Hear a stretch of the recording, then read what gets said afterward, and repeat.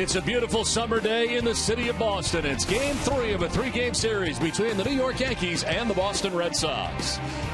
Well, look at the standings heading into this finale of the series and of the first half unofficially. 5.5 games back are the Red Sox behind the Yankees by virtue of the victory here last night. We welcome you inside the broadcast booth, everybody. I'm Don Orsillo along with Jerry Remy. Welcome to Red Sox baseball. A good win last night here for the Red Sox. Another save for Koji Uehara. And, Jerry, really, this is the Uehara of 2013. It is. You know, he had some problems at the end of last season and had some problems at the beginning of this season. And you kind of wondered at that time, you know, was it the end for Koji? But no, he's got this season turned around and turns around in a big way. Last night in the ball game, 2 strikeouts in the 9th inning. You'll see him right here with the split-fingered fastball to pick up a strikeout against Teixeira. He also gets Headley on a fastball that's down and in. And, you know, he just continues to get better and better. And the numbers have been incredible. 2-3 record, 22 out of 24 on save opportunities. But look at the last 7 innings he's pitched. No walk, 7 strikeouts, and opponents are 1 for 22 against Koji. So he has bounced back in a big way. And one of the reasons the Red Sox have improved through the course of the season is they now have confidence at the end of the game that they can hold a lead. Well, the Red Sox trying to finish this last game before the break on Connecticut Day from Fenway Park. Always a little confusion in Connecticut. Red Sox fans, Yankees fans. Everybody here at Fenway Park ready for Game 3 of the series. We're back with the first pitch right after this.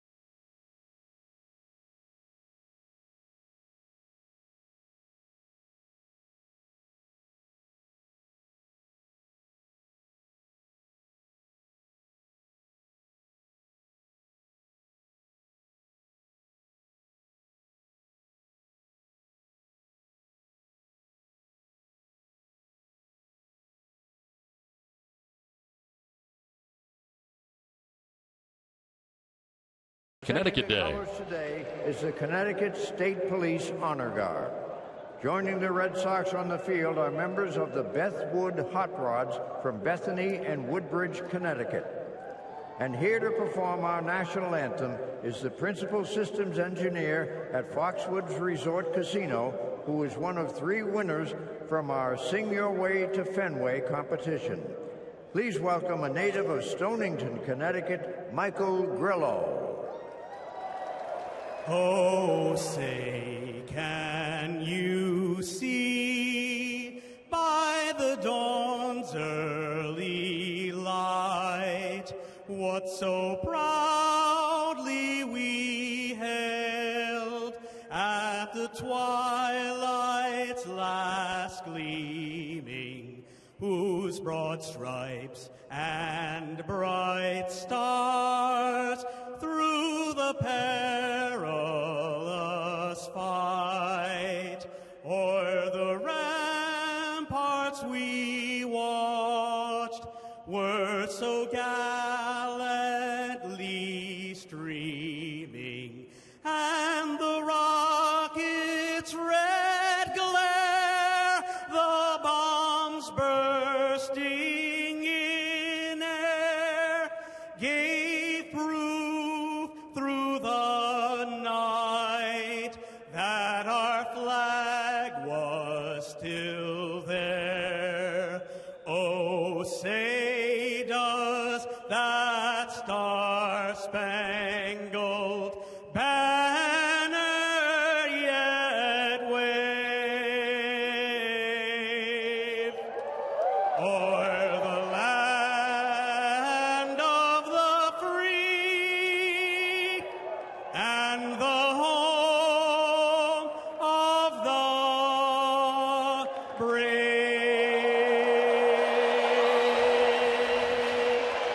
Nicely done by Michael Grillo, Stonington, Connecticut, on this Connecticut Day at Fenway Park.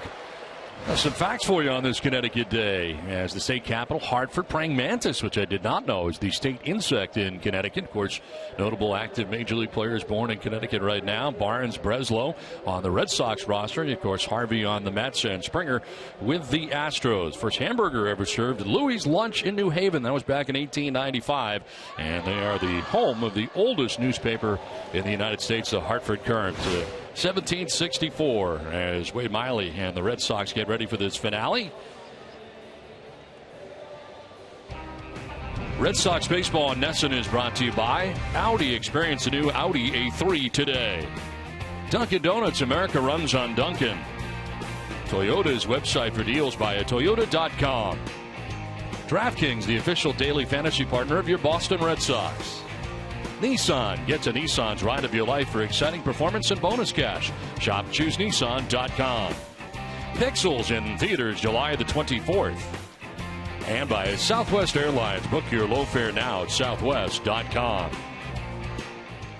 Back at Fenway Park as we check out the Red Sox starting pitcher presented by your local New England Audi dealers. Wade Miley on the mound for Boston, who is 8-7 coming into his 18th start of the year. 4.50 earned run average, 71 strikeouts at 37 walks, and opponents hitting at 269 against Miley. Last time out, a no decision against the Marlins, 6 2/3, giving up 3 runs, walked 2 and struck out 9 along the way. That's Junior Announcer Day at Fenway Park. It's time now for the Yankees lineup, brought to you by your Chevy dealers. Thanks, Mr. Orsillo. My name is Thomas, and I'm from Duxbury, Massachusetts. Here's today's Yankees lineup. Leading off in center field, Jacoby Ellsbury. In left, Brett Gardner. The designated hitter, Alex Rodriguez. At first base, Mark Teixeira. In right field, Chris Young. And the catcher, Brian McCann. At third base, Chase Headley. At short, D.D. Gregorius. And at second, Rob Refsyder. The Red Sox defense is brought to you by Southwest Airlines. They are 10th in the league with 51 errors on the season. Pablo Sandoval will be at third base. Xander Bogaerts the shortstop. Brock Holt at second. Travis Shaw gets the start at first base. Left to right, Alejandro De Aza, Mookie Betts, and Shane Victorino. Ryan Hannigan doing the catching for Wade Miley. Well, today's umpires are brought to you by Buick. Experience a new Buick lineup during this year's Sign and Drive. See your local Buick dealer today. Angel Hernandez with the plate. Pat Hoberg at first base. Ted Barrett, the crew chief, at second. And Chris Conroy, the umpire, at third. Where available, as telecast can be heard in Spanish by selecting the SAP button on your television remote. SAP is presented by Diplomatico Rum. Enjoy the game. First pitch of the ball game is in there for strike one to Jacoby Ellsbury. Buenas tardes, amigos. Ellsbury checking in at 327. 2 homers and 10 runs batted in. Back at the top of this Yankees order that's got lots of speed between Ellsbury and Brett Gardner waiting on deck. Both with very good speed at the top of the Yankees order. And Miley with a 1-1 pitch. It is on the ground down the first base line to Shaw. Tags the bag, 1 down.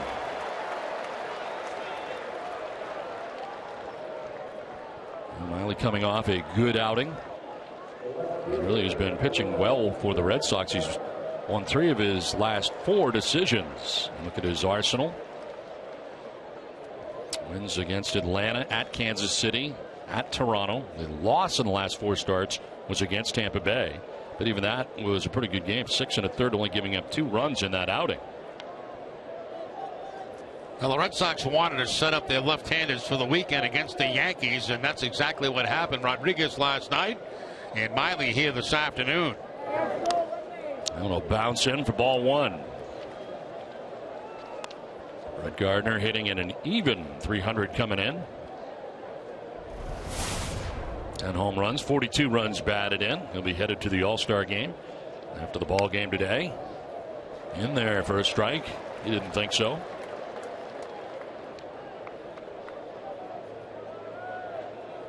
First career All-Star game for Gardner coming up. Named by the Royals manager Ned Yost as a replacement for the injured outfielder Alex Gordon. And there's no question he deserves to be there too. Brett Gardner's had an outstanding season, power-wise, 10 home runs, 15 steals, and you just had to look at our representative Brock Holt. Jam down, a pop-up with Sandoval in on the grass at third, battling the sun. Sandoval makes the catch. 2 down here in the first inning. As Pablo able to secure that. Battled the sun the entire way. A lot of blue sky, high sky today. Yeah, a lot of blue sky today. Sunshine, very warm here at Fenway Park. And you see Sandoval using the glove to shade his eyes from the sun. He was able to make the catch for the second out of the inning. Now 2 down, Alex Rodriguez. And look at that high sky here today at Fenway on a very warm day.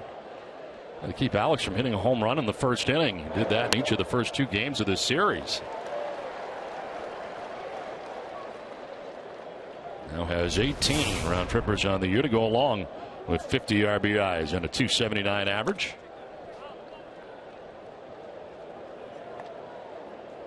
Rodriguez 1 for 6 in his career against Miley. You see Travis Shaw well over there between first and second base with the shift on Rodriguez. Anything on the ground, you got to wait a while for Shaw to be able to get to first base. It's a sprint. There's no question about that.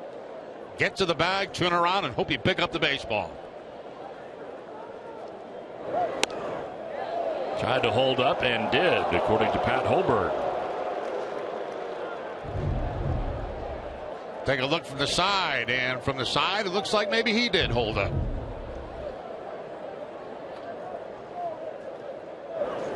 A-Rod taps it foul. Full count here. A home run in the first inning of game 1. A home run in the first inning in game 2.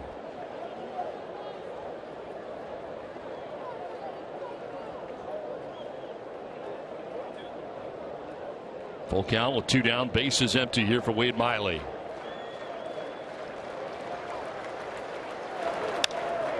This will stay in the park as it is popped up into shallow center. In comes Betts to make the catch.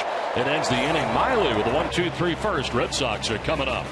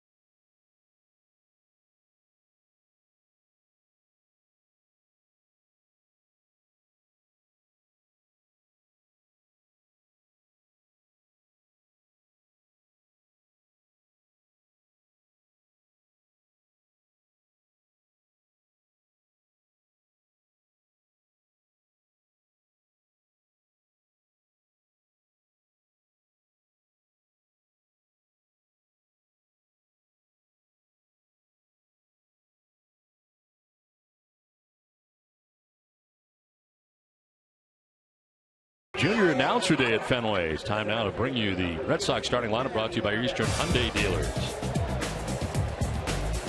Thanks, Mr. Osillo. My name is Jason. I'm from Cambridge, Mass. Here is today's Red Sox lineup. Leading off in center field, Mookie Betts. At second, Brock Holt. At shortstop, Xander Bogaerts. At third, Pablo Sandoval. The DH, Hanley Ramirez. In left field, Alejandro Piazza. In right, Shane Victorino. At first base, Travis Shaw. The catcher, Ryan Hannigan. Nice job, Jason. As a 1-1 count here, the Yankees starting pitcher presented by your New England Nissan dealers. Nathan Eovaldi's 18th start, 8-2 with a 4.45 ERA. As Betts takes the strike, and it's 1-2. Last time out, a no decision against the Oakland A's, went 5 1/3, giving up 2 runs. Walk and 4 Ks for Eovaldi. 7 runs a game of support, second highest in the majors. As he comes in at 8-2 individually with an ERA up over 4, but the Yankees have been giving him lots of support along the way. Yeah, and like the rest of the Yankee pitchers, he's been better recently. He's won 3 straight, 3-0 with a 2.38 ERA in that span. He's 1-0 in 2 career starts against the Red Sox.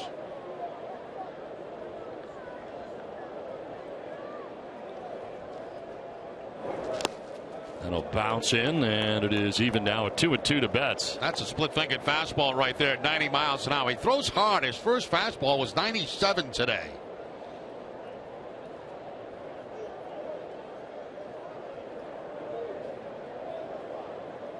Another splitter. Popped up left side of the infield. Gregorius to the outfield grass. Makes the catch for the first out here in the bottom of the first inning. The Yankees defense is brought to you by DraftKings, and they are 13th in the American League with 62 errors on the season. Chase Headley will be at third base. D.D. Gregorius, the shortstop. Rob Refsyder at second. And Mark Teixeira, the first baseman. Left to right, Brett Gardner, Jacoby Ellsbury, and Chris Young. And Brian McCann doing the catching for Eovaldi. 1 down here in the first inning for Brock Holt. Close to the plate from the left side. With Headley in on the grass at third, Holt will take strike 1. Okay, 293 coming in, 2 homers and 22 runs batted in.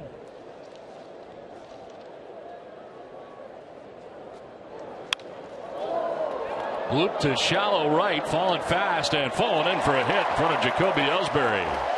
Brock Holt with a base hit and now has an 11-game hitting streak. He got jammed on that fastball. A fastball about 97, but he's able to bloop it out in front of Ellsbury for the base hit. See that ball getting right in on the label of the bat. But right in the Bermuda Triangle where nobody could make a play. Shortstop, second baseman, or Jacoby Ellsbury. Look at the numbers during the 11-gamer now for Holt at 326. Aboard at first with 1 out for Xander Bogaerts. 302, 3 homers, 42 runs batted in. He's in the midst of a hitting streak as well. A 9-game hitting streak coming in for Xander. That one yanked away at 98 miles an hour for ball 1. Look at his numbers during the 9-game hitting streak. He's got 11 RBIs in his last 11 games.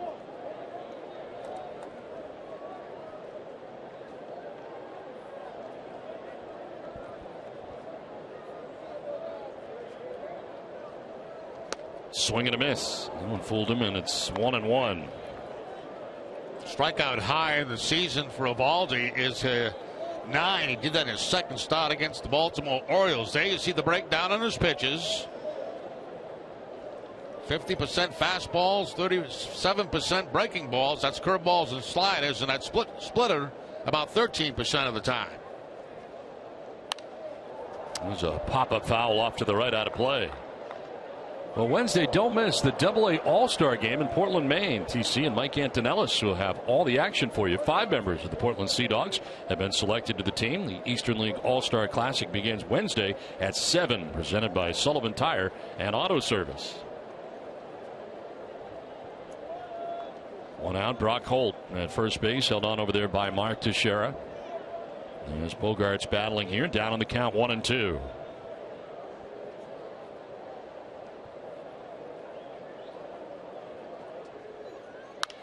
Line foul back into the grandstand area. Last time Eovaldi worked, we mentioned the no decision against Oakland, a game the A's won in 10 innings. He went 5 1/3, giving up 2 earned runs. Marked his 4th straight start with 2 earned runs or fewer. Now he backs off.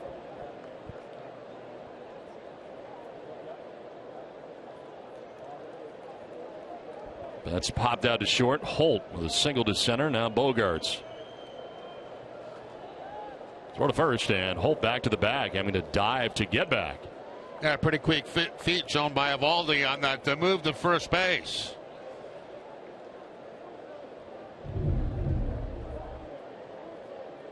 Little head movement up, and then that spin, and the throw to first has Holt diving back.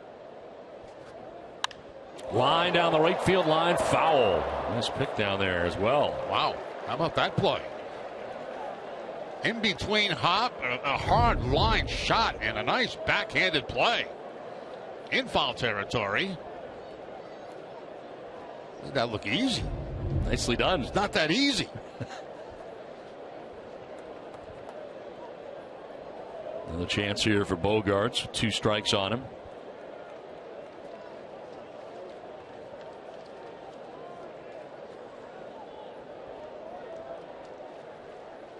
In the dirt and taken off for second base. Brock Holt, he'll get there without a throw. Took off once he saw that ball was in the dirt and kicked off the catcher McCann to his right. Yeah, we'll see it many times. Brock Holt very, very good at that when the ball goes in the dirt, and then fortunately also the ball kicked away far enough from McCann that no problem for Holt to get into second base in scoring position. So 1 out, Holt at second, and Xander Bogaerts the batter. With a count of 2-2, that last pitch in the dirt. And a wild pitch charged to Eovaldi. Dribbled foul down the third baseline. We'll do it again.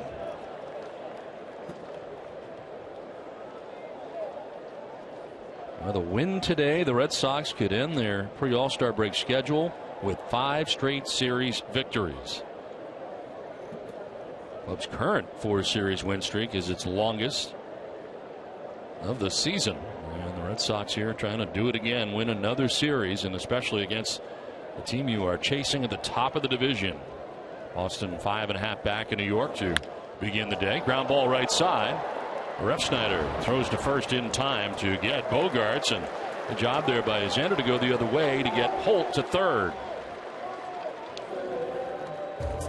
Well, it's time for today's Twisted but True Fact. Pablo Sandoval, career versus Ethan Eovaldi, has 12 for 17 with a home run, 3 doubles against Eovaldi. Sandoval is tied with Washington's Anthony Rendon for MLB's best batting average against a single pitcher, minimum of 17 at bats. Rendon is 12 for 17 against Atlanta's Alex Wood. Twisted Tea is the hard iced tea. It tastes like real iced tea. Be a little twisted. And that's off the charts. I mean, 706. That's pretty good. Chance here to bring in a run with Holt at third. A little bit low. Starts him with the split-fingered fastball. See if he chased the pitch out of the strike zone. He did. 266. 7 homers, 29 runs batted in for Sandoval.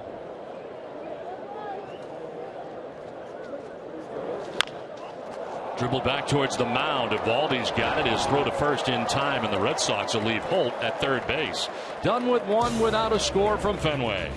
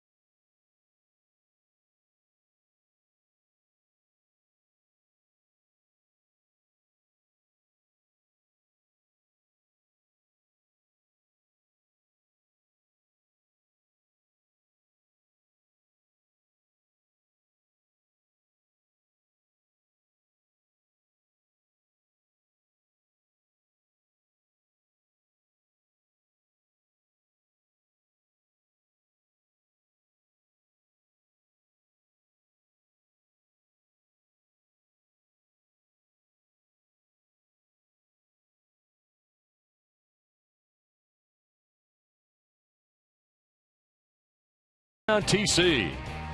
Southern New Hampshire University. See yourself succeed at snhu.edu. And by the Kia Sorrento.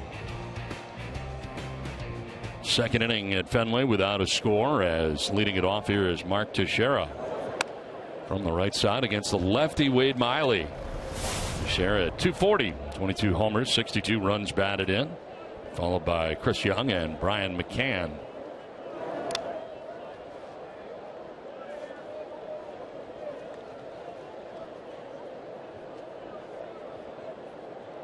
Teixeira with 22 home runs, 62 runs batted in. And a pitch outside. Jumps ahead here 2-1. Ranks fourth in home runs, first in RBIs with the 62. Tied for fourth in walks. The switch hitting first baseman for the Yankees.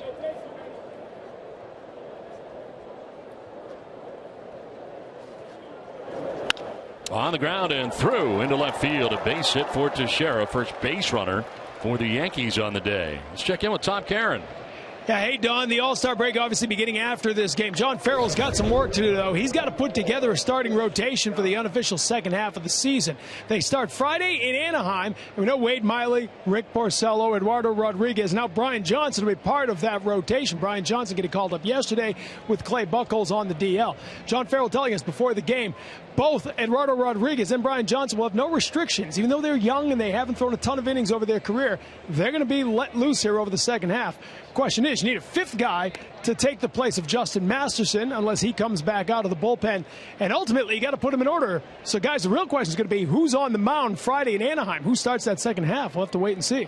It will be interesting, and certainly a very bad situation with Buchholz leaving the game and having him go on to the DL. I guess it could have been a lot worse from what we understand. Well, yeah, I mean, no structural damage, as they say, but, it still could be a long time before we see Clay Buchholz. I mean, it is his throwing elbow, so we'll have to see how long it's going to be. And as Tom was talking about, the fact that, usually before the All-Star game, they'll set up a rotation where they might give their ace like some extra time after the All-Star break. Well, that's not the case because their ace right now is on the disabled list.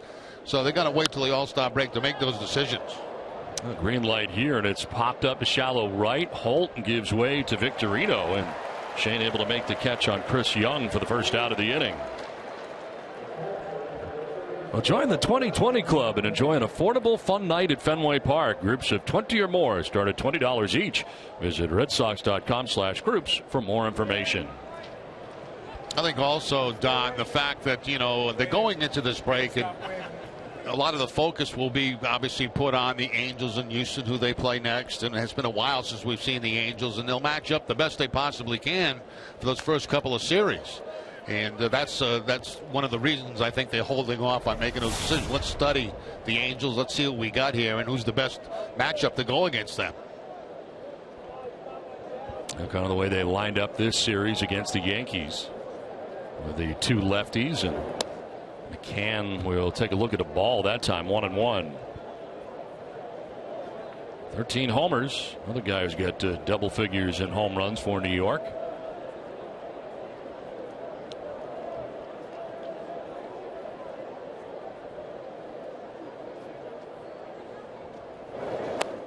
Fooled on that pitch, and it's 1-2. Nice breaking ball from Miley. Yeah, it took a little something off the curveball that time, an off-speed curveball if that's a possibility. And there's the off-balance swing by McCann, who, by the way, is 3 for 8 against Miley in his career.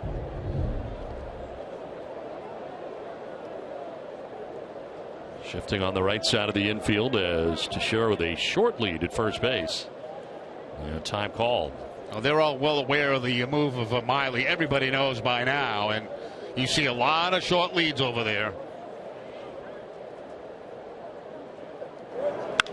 Fly ball struck well to left. Back goes De Aza, and that ball is gone into the monster seats. A 2-run home run for Brian McCann, his 14th of the year, and the Yankees jump out to a 2-0 lead.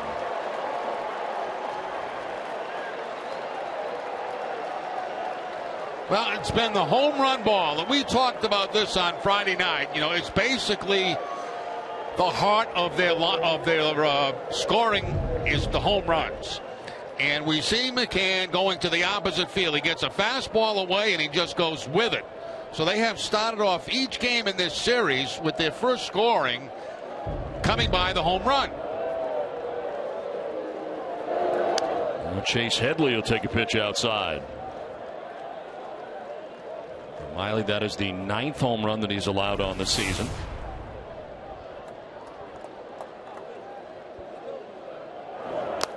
That'll bounce in. 2-0.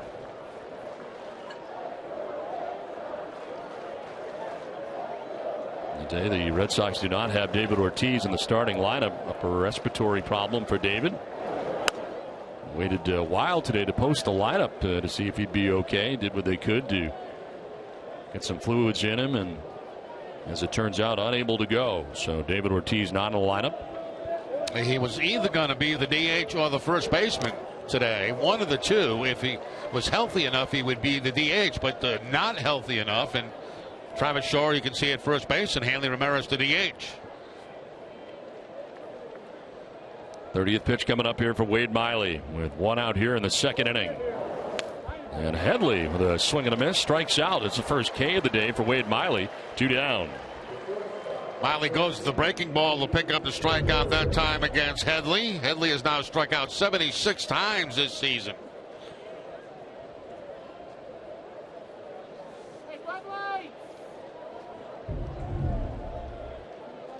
So 2 outs for Didi Gregorius, shortstop for New York.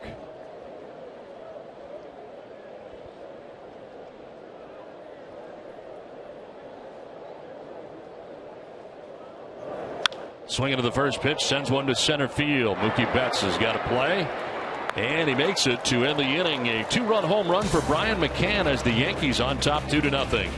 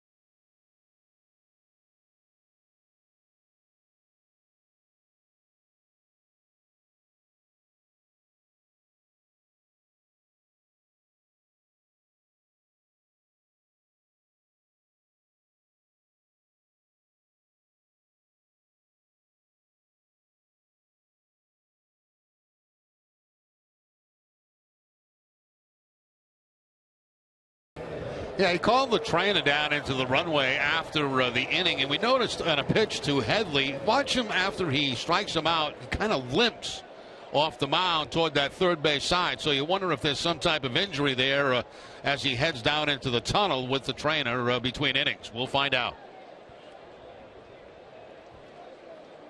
Hanley Ramirez leading it off here in the bottom of the 2nd inning. Ramirez, De Aza, and Victorino. As a pitch for a strike over the outside corner to Hanley, DHing today. 272, 19 homers, and 45 runs batted in.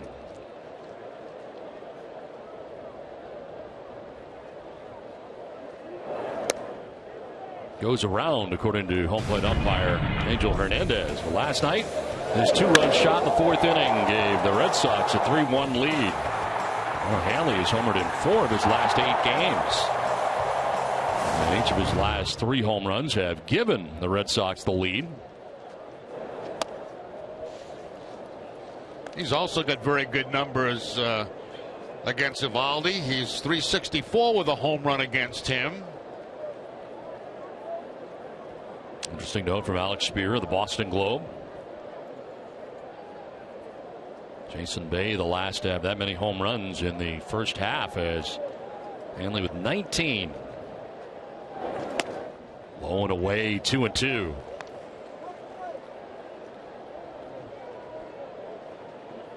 On deck, Alejandro De Aza continues to play well for the Red Sox. And back in the lineup again today, getting the start in left field.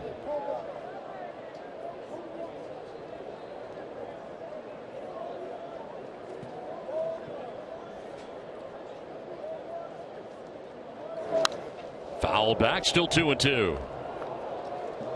That pitch that you see about 90, 91 miles an hour, that's the split-fingered fastball from Eovaldi. That's a hard splitter. Of course, his fastball ranges 97, 98, so there you see the split grip. Not really much action on that one, but off speed enough to have Hanley foul it off. In the air, down the right field line, over goes Young towards the warning track, and he'll get there to make the catch. So Hanley Ramirez flies out down the right field line, and Chris Young makes the catch for the first out here at the bottom of the 2nd inning. Well, it's time now for the Geico Red Sox moment. All season long, Geico will highlight the 1975 Red Sox in honor of their 40th anniversary. In their 89th game of the 75 season, the Red Sox beat the Royals 9-3. Bill Lee pitched a complete game and got the win for the Sox. One down in the 2nd inning for Alejandro De Aza.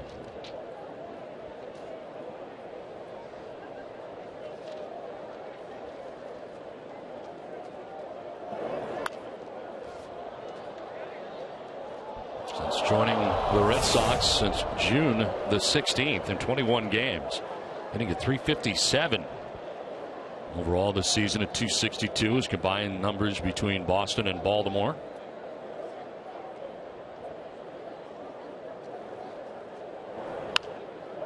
Fouled off to the left, down 0-2.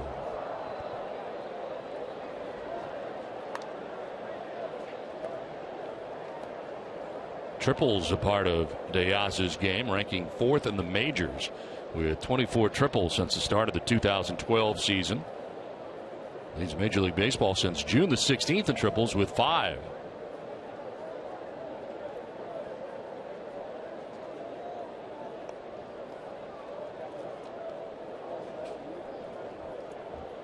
Kind of the combination of power and speed in De Aza. On the ground, foul into the seats. The numbers in the last 15 games, and finding himself in the lineup more often than not now.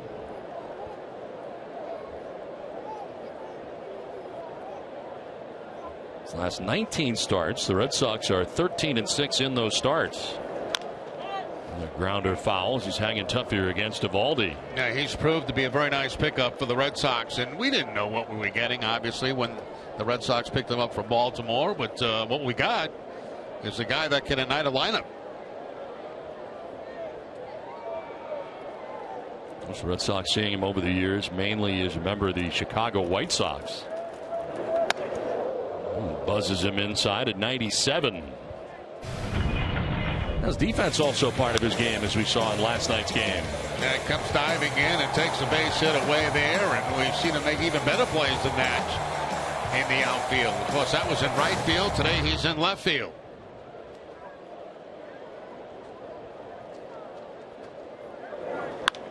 In the air, down the left field line. It'll make its way foul.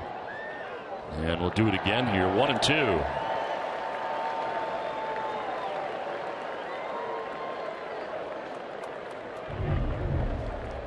a catch by a Yankee fan at Fenway Park, and we're replaying it. Can you imagine that? No. Boy, times have changed.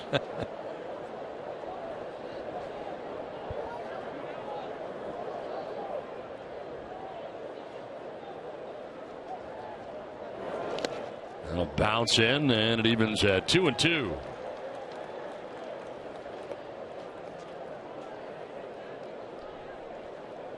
Joe Girardi's team, 47-40, 7 games over 500. 3-game lead to start the day over the Baltimore Orioles, and a 5.5 game lead over the Red Sox.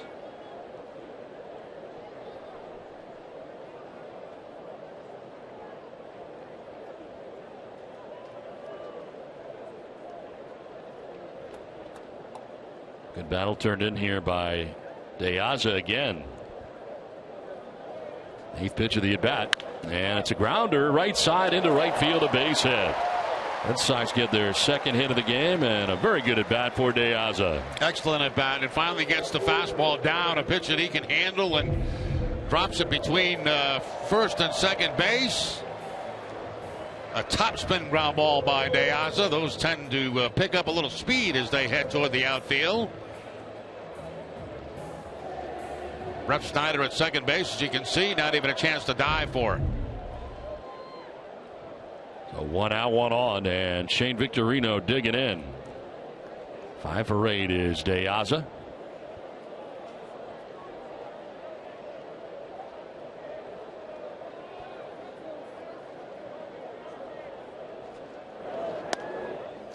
In there for strike 1. 243 of the home run, 3 runs batted in for Victorino. 3 for 15 on the current homestand right now for Victorino. Coming in as a defensive replacement in the last couple of games. Last night in the 8th inning as a defensive replacement in right field. He came in as a pinch hitter in the 9th inning in Friday's game.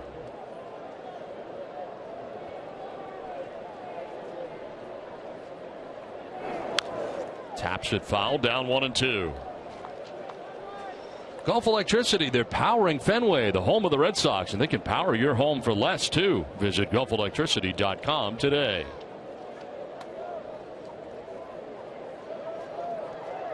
One out, De Aza at first base, and Victorino battling Eovaldi.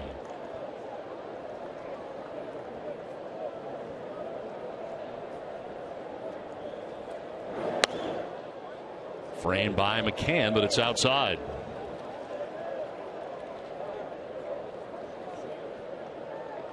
Tries to cut the plate with the fastball, and just off the outside corner. Good eye by Victorino on that. Swing and a miss, and Victorino strikes out. Pitch fooled him there. And there's the first strikeout for Eovaldi. Yeah, you know, the slider becomes a difficult pitch because both his fastball and his splitter are very hard. And then he comes with that breaking ball, and that's the one that throws you off balance a little bit. Not a huge break to that one, but certainly off speed enough to fool Victorino. So 2 down, De Aza at first base, and it brings up Travis Shaw. Shaw getting the start at first base. 231, no homers, and no runs batted in so far for Shaw. Throw to first, and back to the bag safely is De Aza. 5 steals for De Aza, has been caught 3 times. Wade Miley back in the dugout for the Red Sox, so hopefully he's okay. So last thing the Red Sox need, another starting pitcher to go down. You know, it's also possible, and it's just speculating, that a lot of times on warm days like this, pitchers can get cramps out on the mound. And maybe that's what happened to Miley. Swinging a foul tip. That kind of velocity, you make a pitch like that, and it's almost unhittable. A fastball down and away from the left-hander. It was supposed to be inside, a mislocation, but it didn't matter. I mean, power pitch, blowing away from the lefty.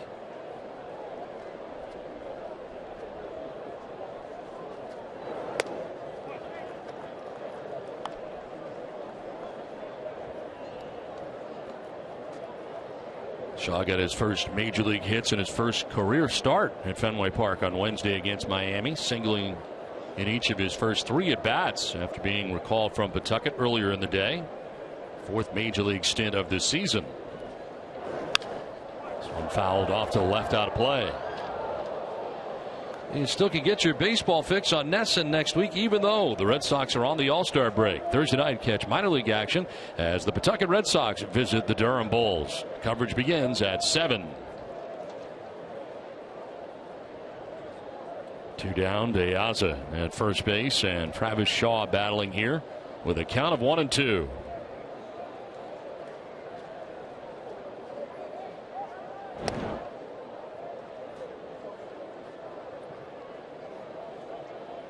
De Aza getting plenty of attention. Diving back in a number of times.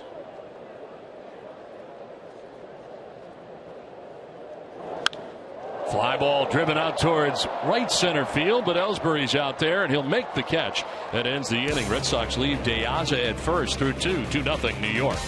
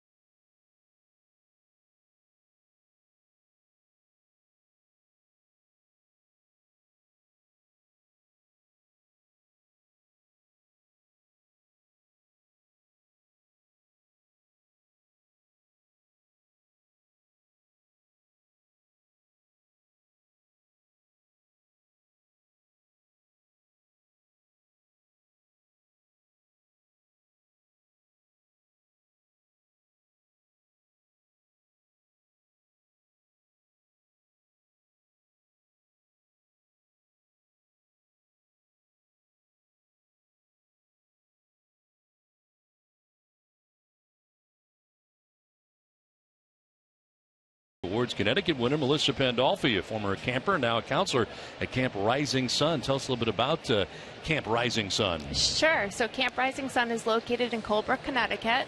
It's a camp for kids with cancer. It takes place in August, a full week. We have about 120 campers signed up. And the great thing about Camp Rising Sun is all of our volunteers, staff, are all volunteers. So all the money that we received from Red Sox Foundation is going directly to camp, so kids could go to camp for free.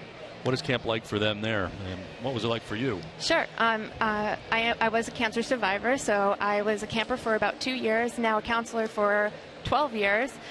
Camp Rising Sun is so unique that, you go in and you're in treatment, you might not have hair, you might not be feeling low, but when you go there, you're a normal kid, and that's our goal, to make you feel normal. So we'll have a kid that comes in, we'll treat him there so he could attend camp, and then we have our wiffle ball field, so he'll take his chemo meds, and then also he'll be out on the field and pitch.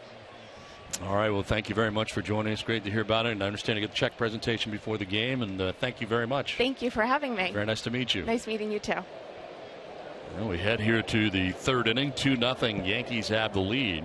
Our thanks to Melissa Pandolfi for joining us from Camp Rising Sun. Thank the Red Sox Foundation as well for their $10,000 charitable donation to the Camp Rising Sun, and wish Melissa the very best. As a swing and a miss. Robert Refsyder batting here for New York. Making his debut yesterday, going 0 for 3 as Wade Miley returns to the mound here.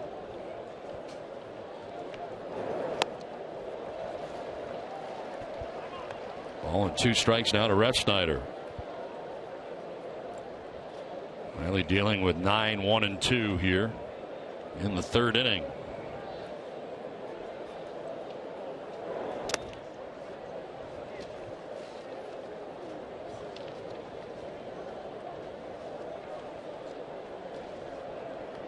Seoul, South Korea, 24-year-old.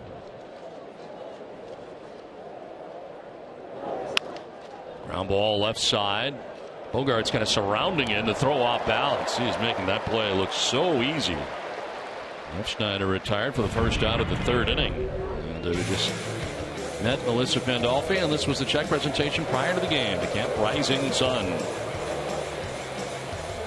The Red Sox Foundation doing more good work in the community.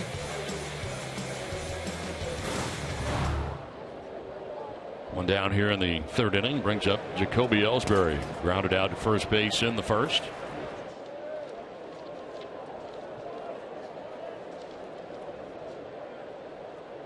Ellsbury was on the DL for a long time, May 20th through July the 8th with a right knee sprain.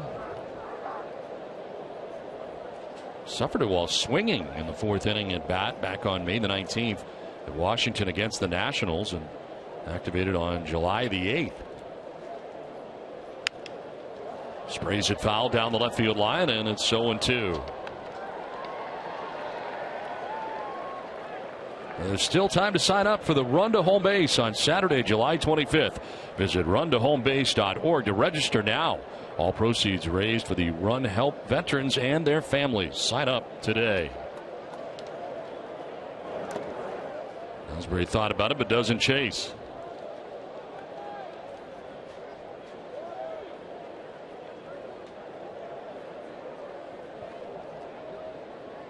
Season series for Ellsbury pretty good. 400 against his old team.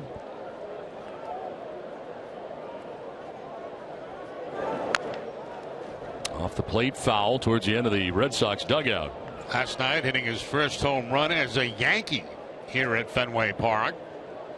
Took a down and in fastball from Eduardo Rodriguez and put it in the Red Sox bullpen.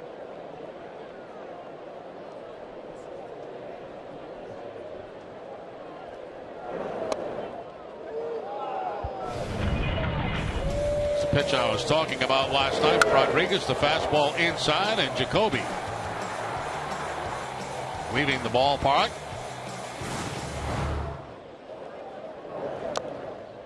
He'll skip in the dirt for ball 3, full count. And he keeps trying to put Jacoby away with sliders, and he will not bite on those ones that are just off the plate.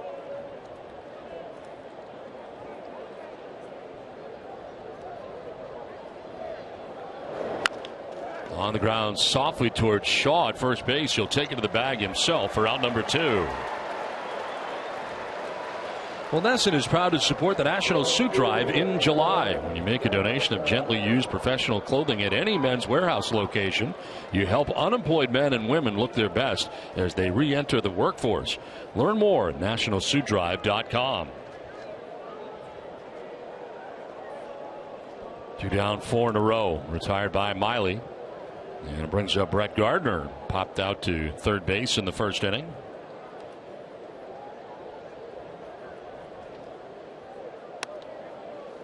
Strike 1.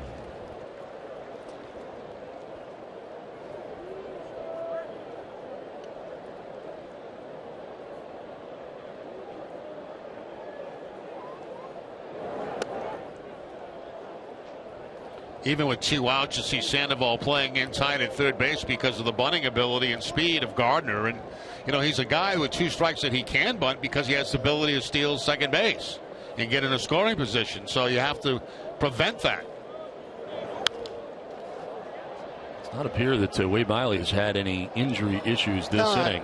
The more you think about it and look at it, it's quite possible it might have just been a cramp. And, you know, once they're able to get rid of that, everything's fine until you cramp up again.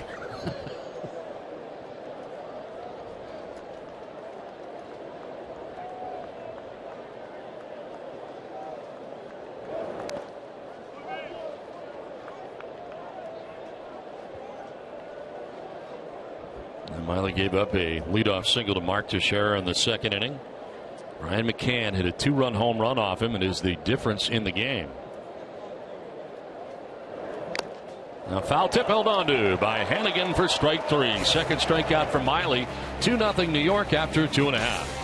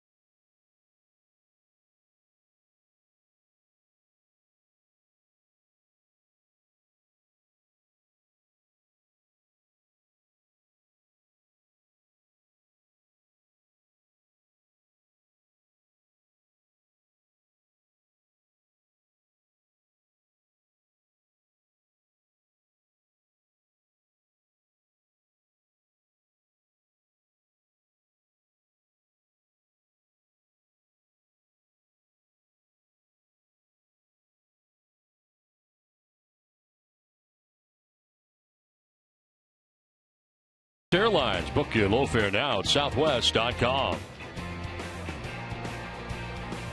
Back at Fenway Park. Big Papa David Ortiz, #1 fan. Name is Boston. How about that? You're on a beautiful, warm summer day at Fenway Park with the Yankees on top 2-0 in this game. What if the last name's Massachusetts? Ryan Hannigan leading it off here in the third. And he'll take it for a strike. And again at 233 with a home run. 9 runs batted in. Batting out of the #9 spot for the Red Sox today.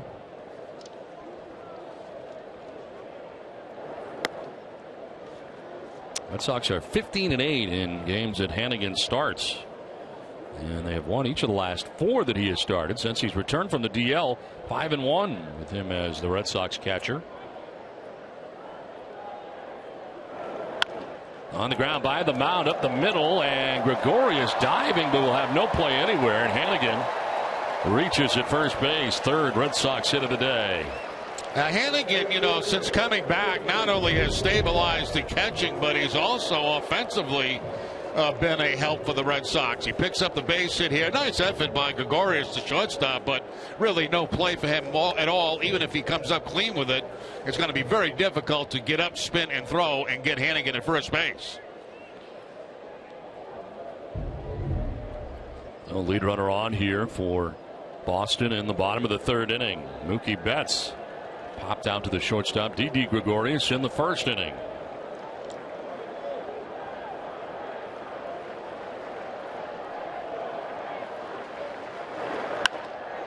Liner by the dive of Refsyder at second base into right. Hannigan will take second. Ringing single for Mookie Betts, and the first 2 have reached for Boston. It's the kind of swing I like to see from Mookie. He gets the breaking ball and not trying to pull the ball, just go with it. It's that breaking ball that's got to be away. Earlier in the season, that's a pitch that he would try to pull. Now he's taking the base hit to the opposite field. A hard ball right by Refsyder at second base, and Hannigan moves up 1 bag. A good look at that ball slicing away from the second baseman. 2 on, nobody out. Brock Holt coming up. He singled to center in the 1st inning.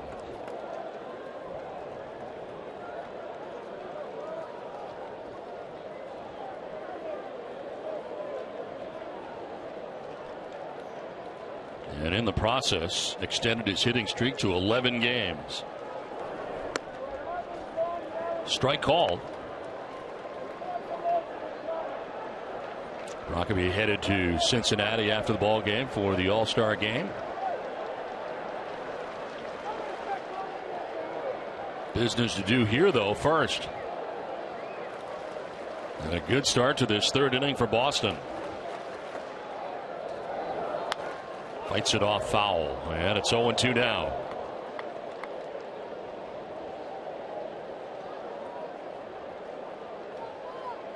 On deck, Xander Bogaerts.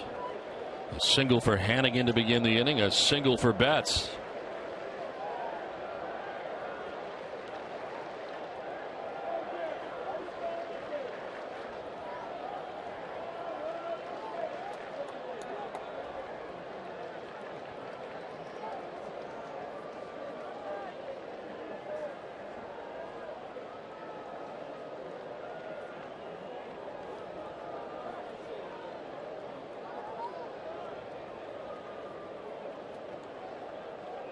Now Valdi going back and forth with McCann, and McCann is going to come out and talk to him.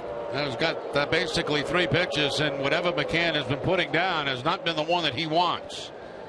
So if they decided on something, maybe McCann will not even give a sign right now. Just go to the pitch they talked about with the man at second base.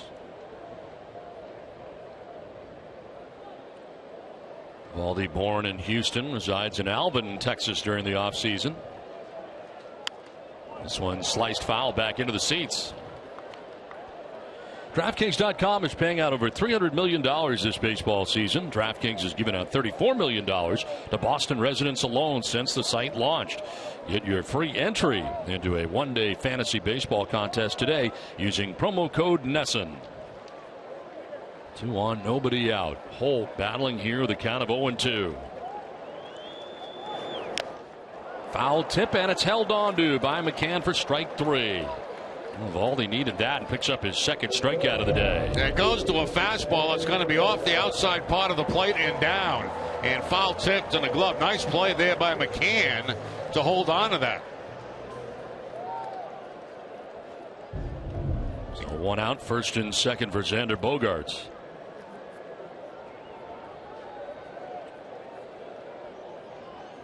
Xander grounded out to Robert Refsyder at second base in the first inning.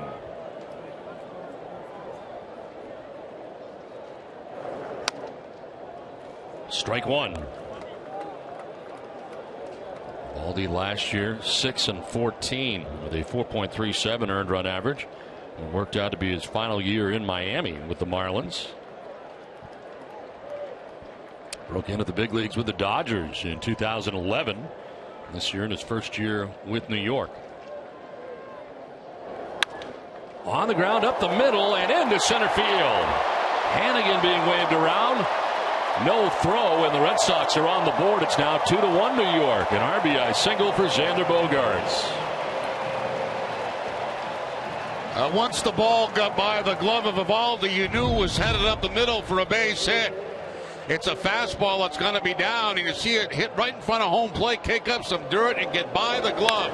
Eovaldi thought he could knock that down, but he didn't get it. And the Red Sox get on the board with the RBI by Bogaerts, his 43rd of the season. Now a 10-game hitting streak for Xander. 16 for 40 during that time. 10 RBIs along the way. Just picked up his 10th RBI.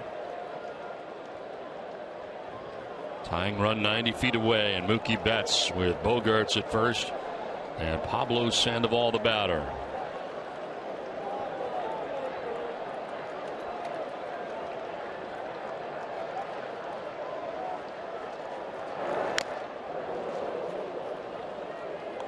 It's a piece, fouls it off.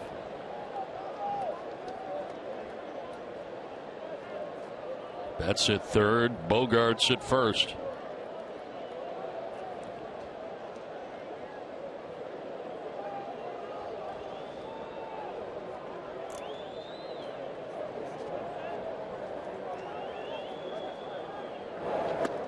Outside, and it's a ball and a strike now to Sandoval.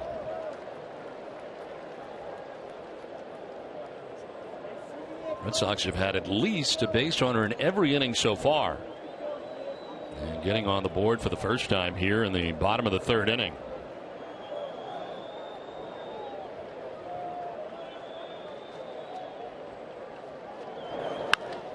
Sandoval kind of got jammed and popped it up foul, but that'll get back into the seats.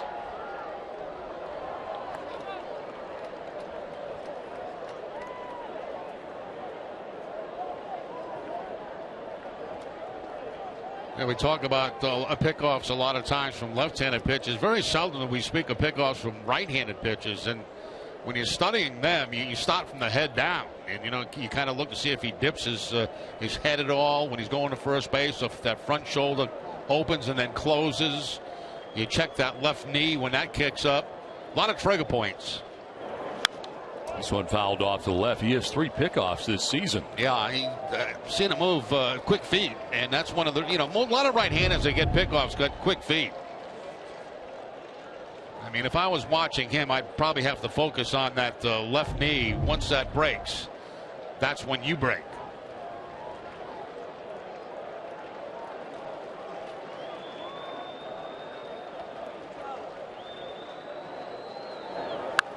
Sandoval lines it into right field for a base hit. Coming from third is Betts to tie this game. To third goes Bogaerts. RBI single for Sandoval. Tie it up 2-2. Well, Sandoval continues his torrid hitting against Eovaldi. He got a slider that time and puts it right on the line for the base hit. Hard line drive to right field. Tracked down by Chris Young. Red Sox have tied the score. Sandoval picks up his 30th RBI of the season.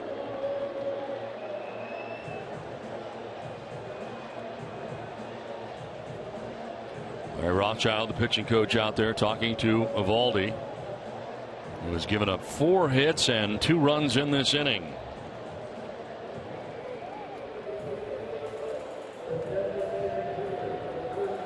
Red Sox suites and premium packages provide a VIP experience for you and your guests.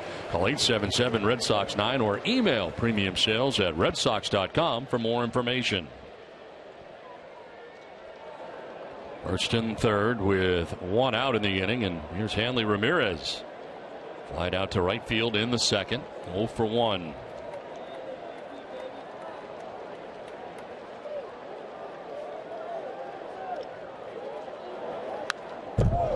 Jumps on that first pitch and fouls it back.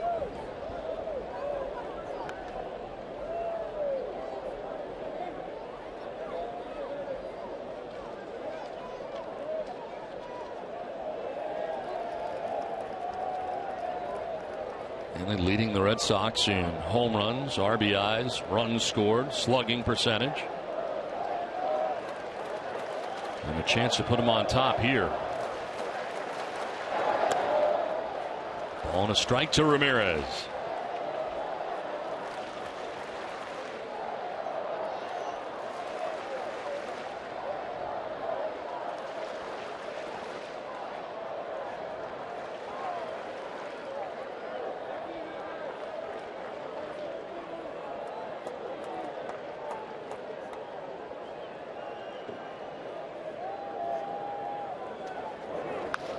Fouled straight back, and it's 1-2. Almost every time they come inside with a fastball to Ramirez, you know, once in a while go away from him with fastballs, but the majority of time it's on the inside part of the plate. And then when they think they've got him sitting on that, they'll either go to a breaking ball away or a fastball away. There's that inside fastball that he fouls off. Biting fastballs at 98 miles an hour. Aldi throwing hard with Bogaerts at third. Sandoval across the diamond at first. In the dirt and hopping up like he was going to throw to first was McCann, but no throw. Yeah, McCann just saved a run right there on a split-fingered fastball. That's a beautiful play by McCann. That ball bouncing in the left-handed hitter's batter's box. And he was able to glove it and keep Bogaerts at third base.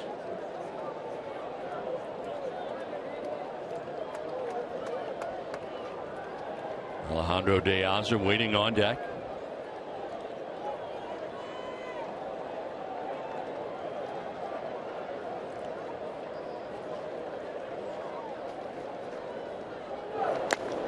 That'll bounce in for ball 3. Now the question is, do you send the runner at first base and Sandoval to try to stay away from a double play?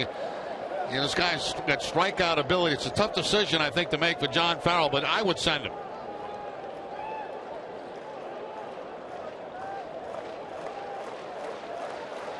If he strikes out, now Sandoval, I stop and try to get in a rundown to see if he can score Bogaerts from third base.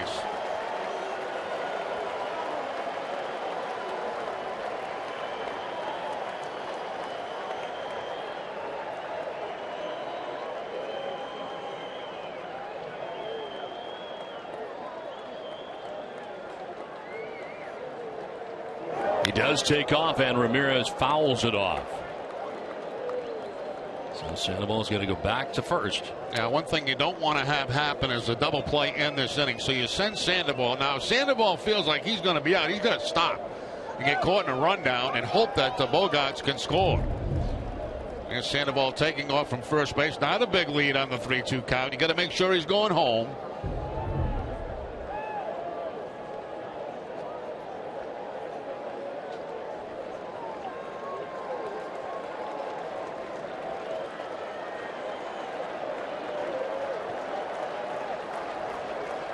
Sandoval not going this time, but a base hit into center field for Hanley Ramirez. From third comes Bogaerts to put the Red Sox on top 3-2. Hanley Ramirez drives in the go-ahead run. That's a nice at-bat by Hanley, and it's a slider that he finally gets and takes up the middle for the base hit. Most of the time to Ramirez, that sliders away. This time it's right out over the plate and right back up the middle goes Ramirez for the base hit. picks up the RBI. Red Sox have the 3-2 lead.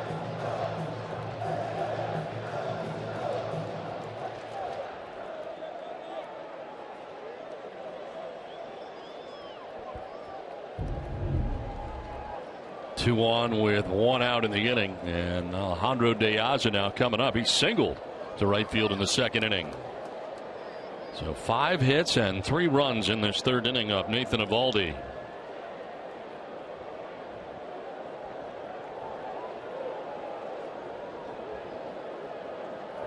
There is action in the Yankees pen. Adam Warren, the right-hander, up.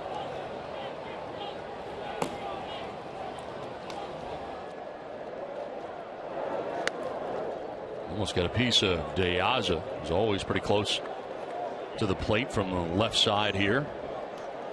Threw a curveball one time. That's one of the few curveballs he's featured so far in this game.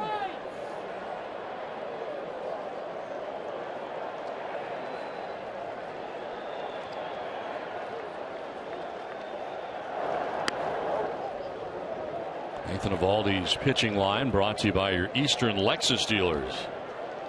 2 1/3, 7 hits, 3 runs, hasn't walked anybody, struck out 2. 66 pitches deep into his outing.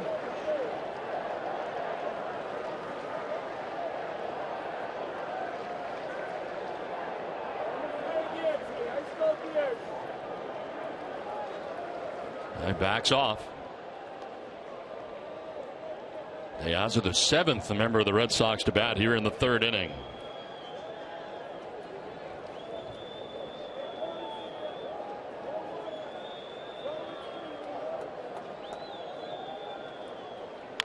On the ground towards shortstop, Gregorius will go to first. He took a look at second. A low throw dug out by Teixeira. So had a chance there for a double play. Did not go to second base as Refsyder looked like he may have been a little late in getting over there.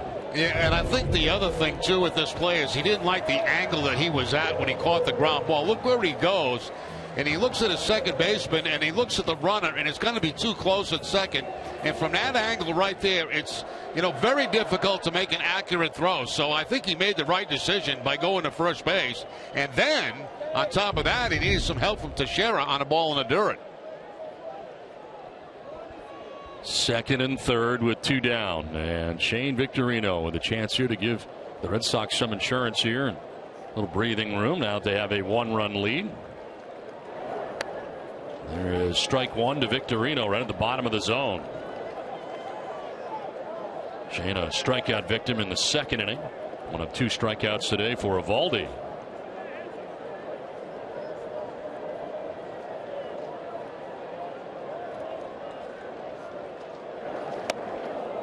Oh, 0-2, and back to the slider again.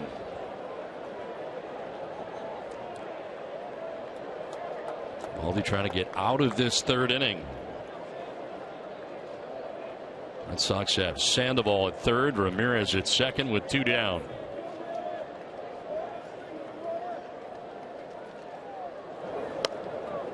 Back out there again, but too far.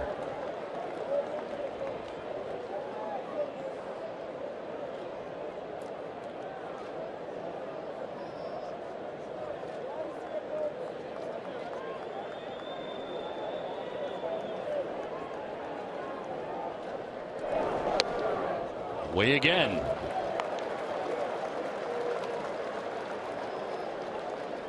It's all started with a Ryan Hannigan hit to begin this inning. Base hits by Betts, Bogaerts, Sandoval, Ramirez. 3 runs later, Red Sox have a 3-2 lead. Now a chopper to shortstop, Gregorius. Little slip. His throw will be picked by Teixeira on the other side. And Gregorius slow to get up. Red Sox have a 3-2 lead.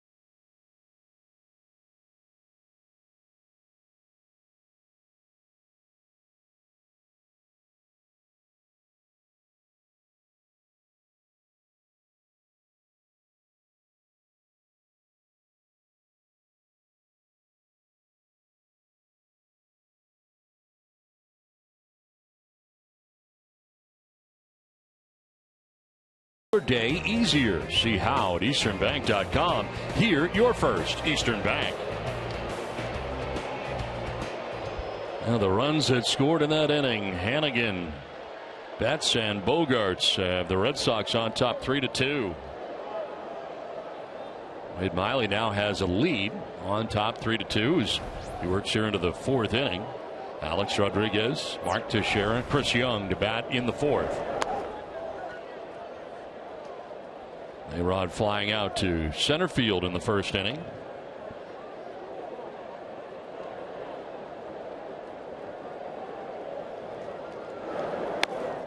Thought about it, but did not offer on a pitch downstairs. Shift on here for Alex Rodriguez, left side of the infield. Where's that pitch?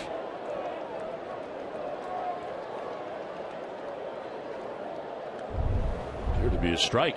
Sure did. A fastball right knee high. That is a strike, and it's 3-1.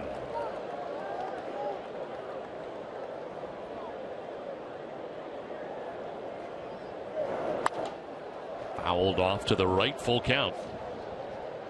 Follow the Red Sox all season with MLB.com at bat, the #1 app for live baseball. Get MLB.com at bat for your smartphone or tablet today. 5 in a row retired by Miley. The grounder foul and remains full here, 3-2.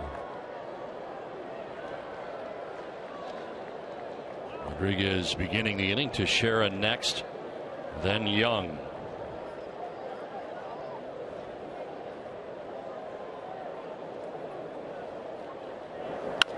On the ground, the shift on, and it's Bogarts. Throws out Alex Rodriguez for the first out of the fourth inning. Now let's see how the Wade Miley attacked Rodriguez in that at bat. He started off with off-speed stuff. A curveball started him off. Then he followed with a changeup. And from that point on, it's 5 straight fastballs. A fastball there that ran at the 3-0. Then the fastball to 3-1. 3-2 as he fouls it off. And right back to the fastball again. And the result, the ground ball to Bogarts, who was in the shift. So started him with soft stuff, finished him with hard stuff. Teixeira fouls it off to the right, out of play.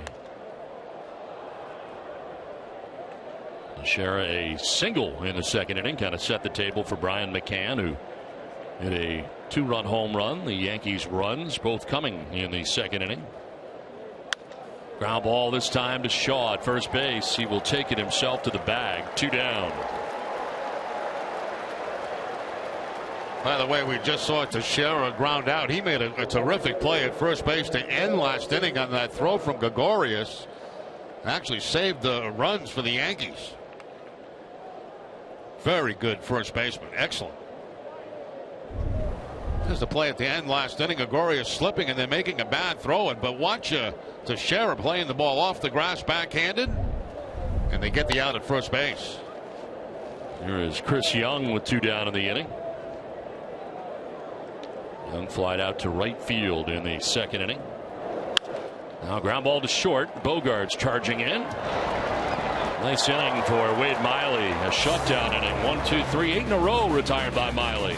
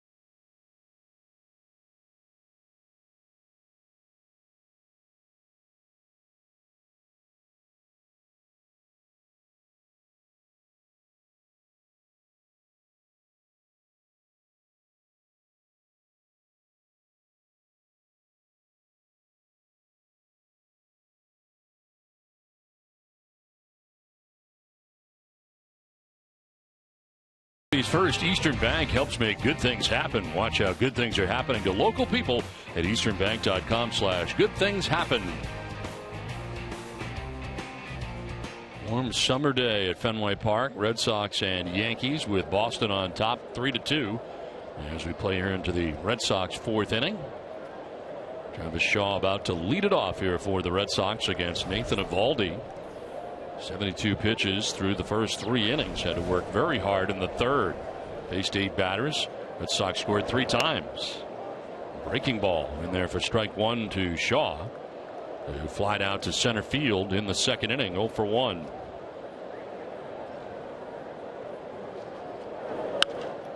Foul off to the left, out of play.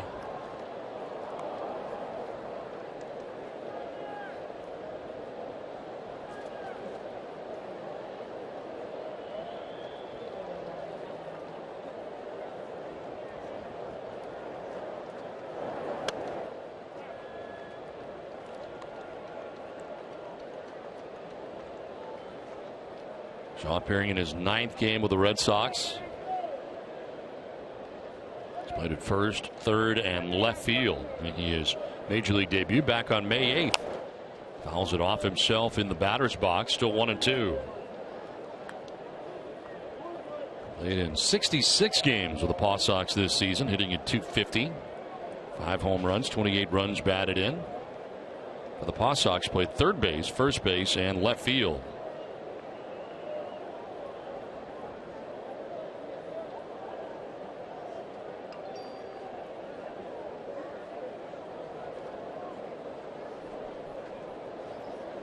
One-two to right field. Chris Young is there to make the catch. He was positioned perfectly, and Shaw made good contact, but he is out number 1 at the bottom of the 4th inning.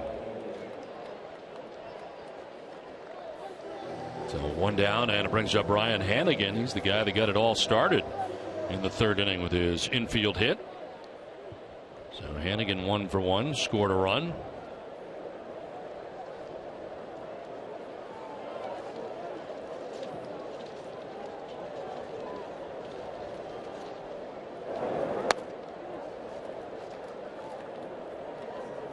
Red Sox are 15-8, and Hannigan starts. We're certainly glad to have him back after the fractured finger. Fouled off to the right, out of play, and it's a ball and a strike to Hannigan. Vote for the Amica Pitcher of the Week at NESN.com/Amica and enter to win a $100 gift card from NESN to the Yawkey Way team store.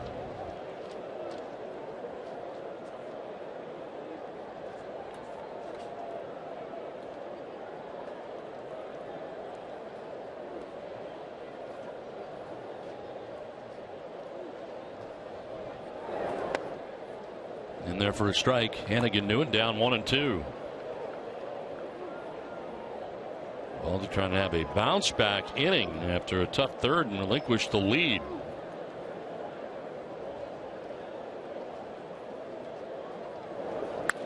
Hannigan hitting a one-hopper that explodes on Headley at third base. Good play by Chase Headley for the second out of the inning as we check in with Tom. All right, thanks, guys. 101 years ago yesterday, Babe Ruth made his first appearance with the Red Sox. Later this month, his daughter Julia will turn 99 years of age. You were out there throwing the first pitch today where your father pitched so many years. Right. How exciting is it to be here at Fenway today? I just couldn't be in a better place. I wouldn't want to be anywhere but here. Red Sox against the Yankees. Who are you cheering for? Oh, both. You're a smart woman. Happy birthday in advance from all of us. Thank you so much. We're with Julia Ruth Stevens. She's being very political here, guys. Walk in that fence like so many people on Connecticut Day are from Connecticut. It's the Red Sox against the Yankees. And we don't talk about the curse of the Bambino anymore. But his daughter got the day started with a pretty nice first pitch. Guys? All right, Tom, thanks very much. Now, the key is, though, she's wearing a Red Sox shirt. That's right. Did you pick that up, Don? I did. I know you did. I did. I noticed it also when she threw out the first pitch. She was wearing a Red Sox I didn't shirt. see that. Yeah.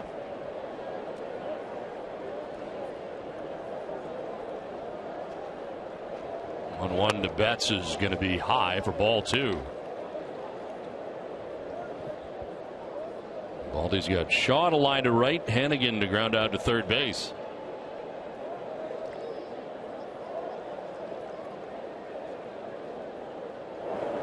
Swing and a miss. Big swing there by Mookie. That's that split-fingered fastball again, and it stays up in the zone, but again, it's just off speed enough to throw off Mookie Betts.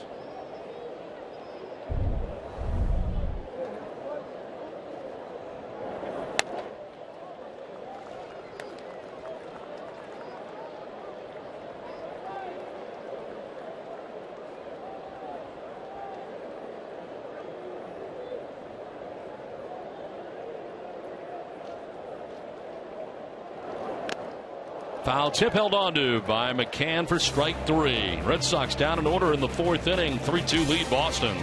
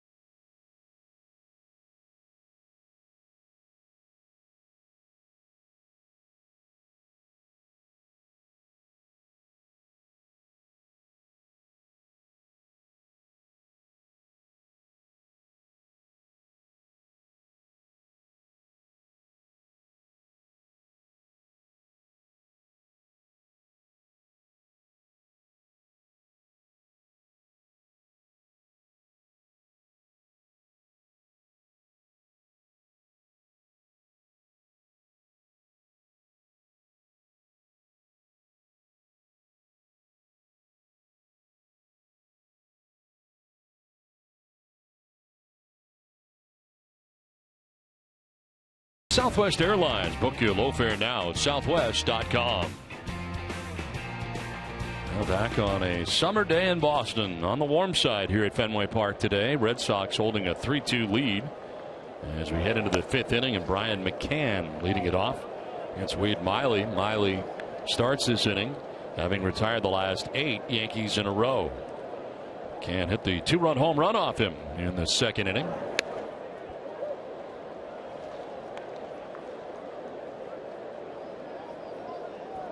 Stack it up defensively and a shift on the right side to the Red Sox with Brock Holt in short right as Miley pumps in a strike. Now going to switch. Sandoval headed over there with 2 strikes now. See that defensive alignment too. A lot of green between left and center. This is driven deep and far to left, and that ball is going to be off the wall. De Aza plays the carom. McCann headed for second. Here's the throw, and he will be safe at second base. A wall ball double. McCann's 2nd extra base hit of the day. Yeah, both times today for McCann going to the opposite field. First time for a home run, this time off the wall for the double. Breaking ball again, and it's away from him. That's a good job of hitting by McCann twice today. See where Diaz is playing, so he plays it off the wall. He's going to make it a fairly close play at second base, but McCann beats it. So the leadoff man in scoring position here in the 5th for the Yankees.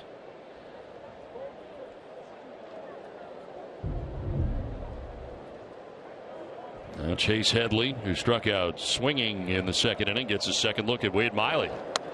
He'll take a pitch inside for ball 1.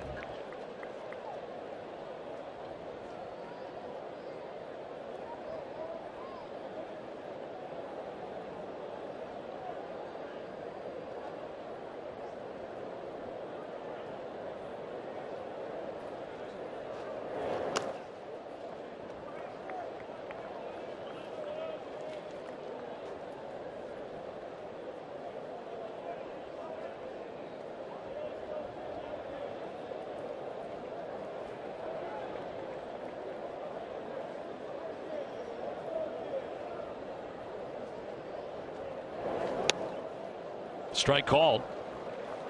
Headley with a look back, but it's 2-1. Miley going to the changeup that time on the 2-0 count. Maybe a little bit of a generous call that time for Miley.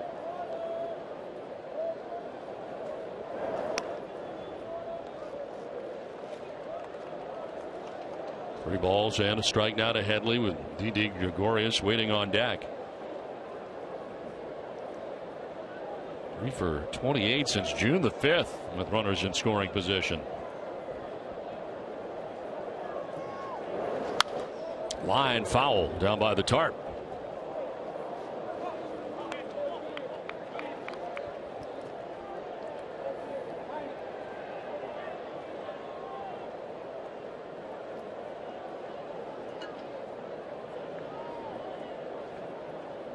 Gregorius waiting on deck with nobody out here in the top of the 5th inning.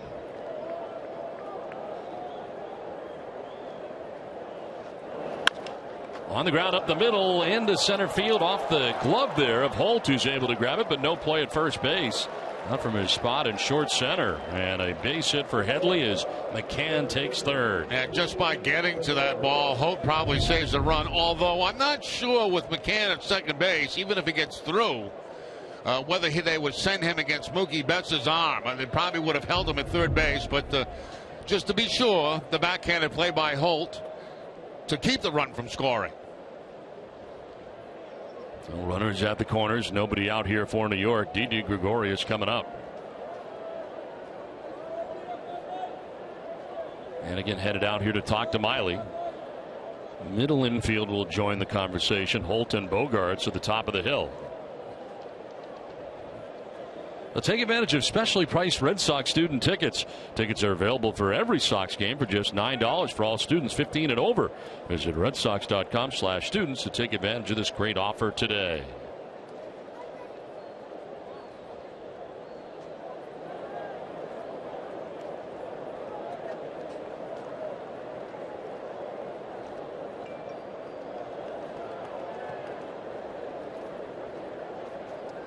Throw to first and back to the bag is Headley, and they're going to charge him with a balk.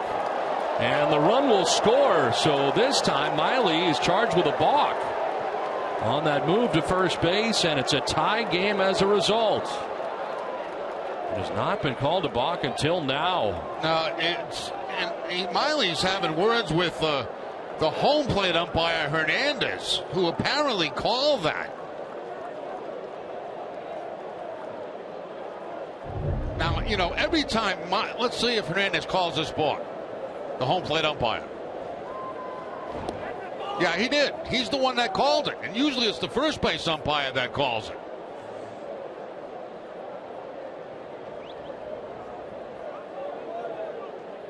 You know, Miley, every time Miley goes to first base, it's borderline, as it is. And you can see Miley having words with Hernandez, the home plate umpire, on that.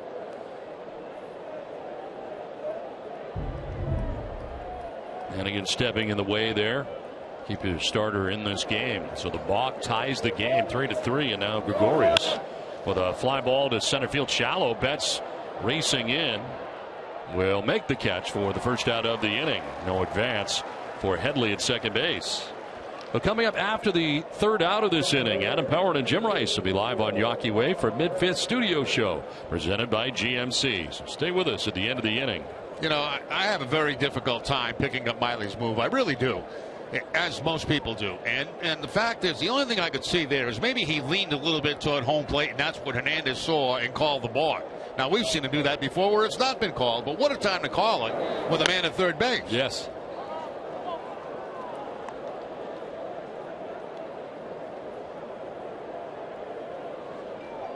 All of his momentum always appears like it is coming towards the plate. Right.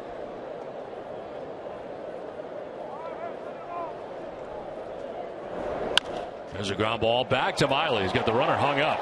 He will run at Headley. Now Bogaerts to Sandoval for the out. They do tag him. Good job. Keep that guy going back towards second base if at all possible. That eliminates the base runner at first base to get into scoring position. Miley does the proper thing by running directly at the runner and get him going back towards second. Now he makes the feed very quickly. Bogaerts gets it back to Sandoval. They close the gap. They get the tag, and they leave the man at first base out of scoring position.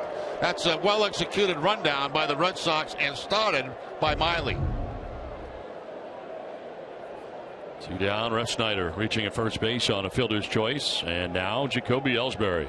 And by the way, it was bad base running at second base. Just to add to all of that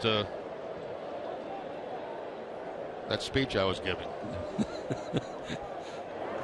Just kind of put a bow on it. That's yeah, kind of wraps thing up. You know, the good and the bad. And Headley was involved in the bad. The Red Sox were involved in the good. And then we're going to leave it at that. It's all part of the story. Refsyder gaining his lead at first base.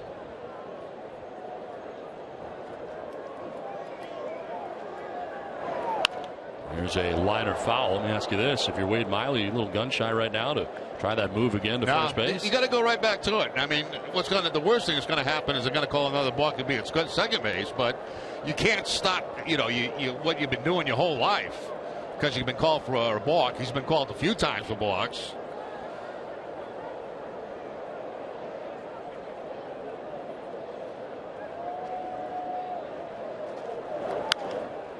Little bloop back at third. It is falling foul. Sandoval into a slide, but well out of his reach.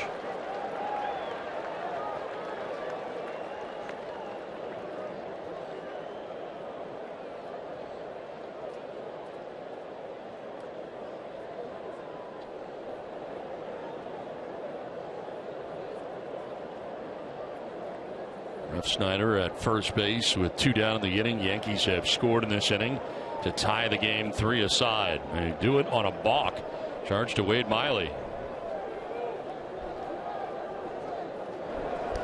Bouncing in, gets away from Hannigan, not far enough for Refsyder to try it, as Hannigan blocked it up that first base line. That's an easy one for the runner at first base to see that it's going up the first base line, and immediately that kind of makes you put the brakes on. Not that far from Hannigan. Good job by Hannigan to block that pitch in the dirt. That balk, incidentally, only the second balk in his entire career. That's Wade amazing. Miley. That's amazing.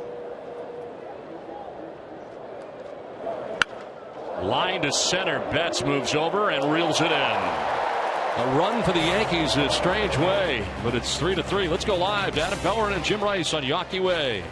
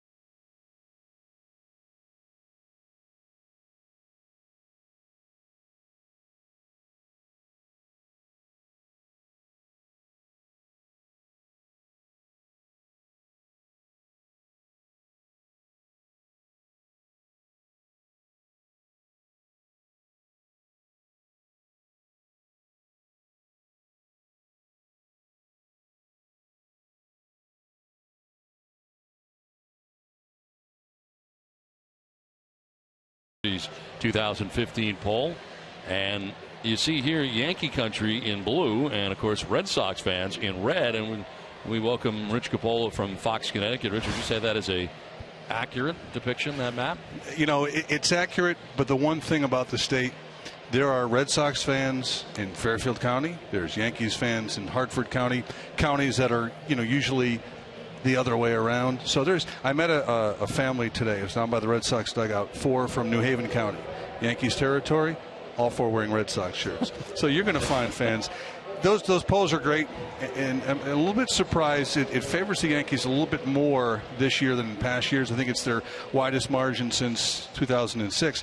The funny thing is, you meet people from New York, they assume Connecticut, it's New England State, it's all Red Sox.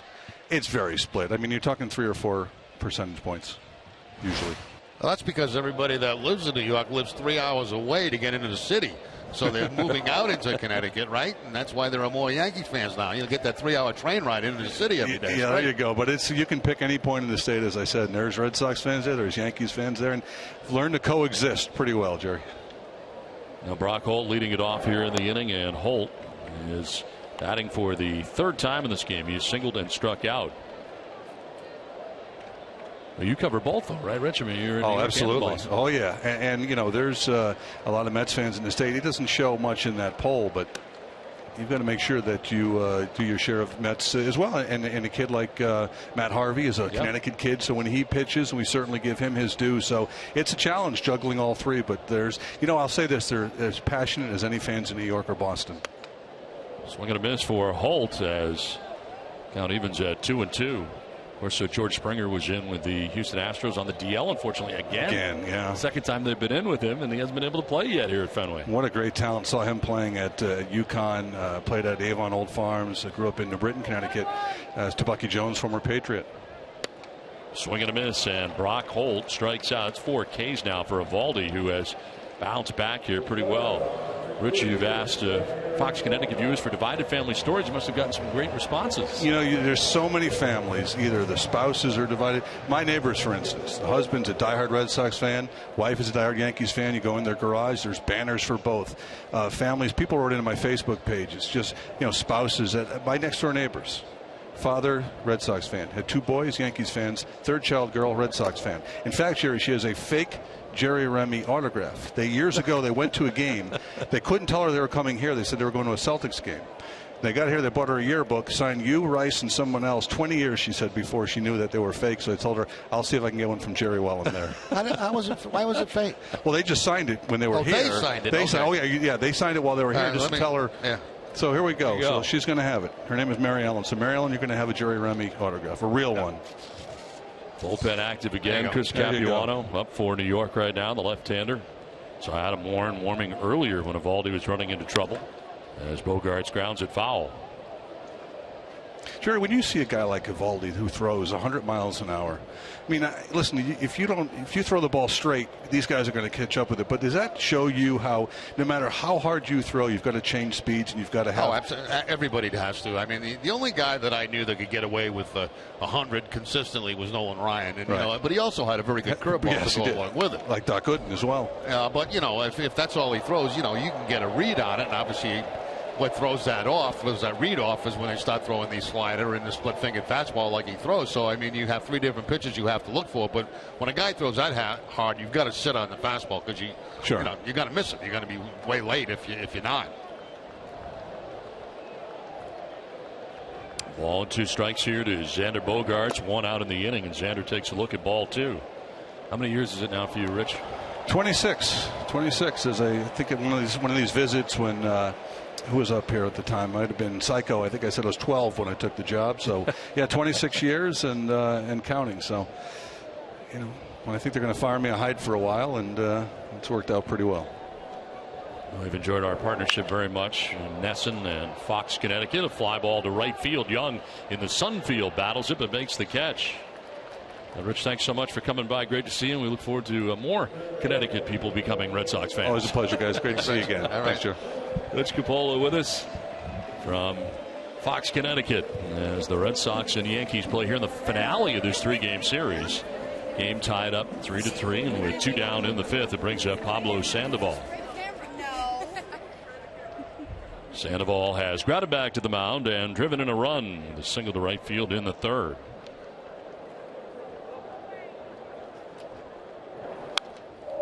Sliced foul.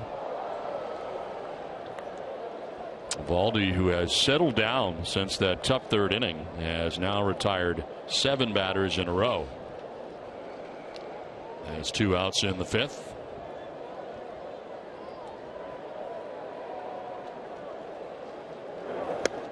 swing and a miss on the 100th pitch thrown by Eovaldi of this game.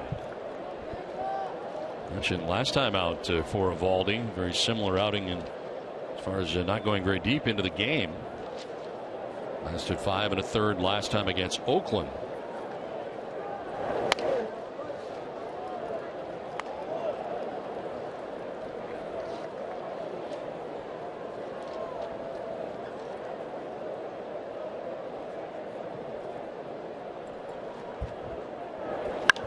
Fly ball left field. Brett Gardner has it sized up.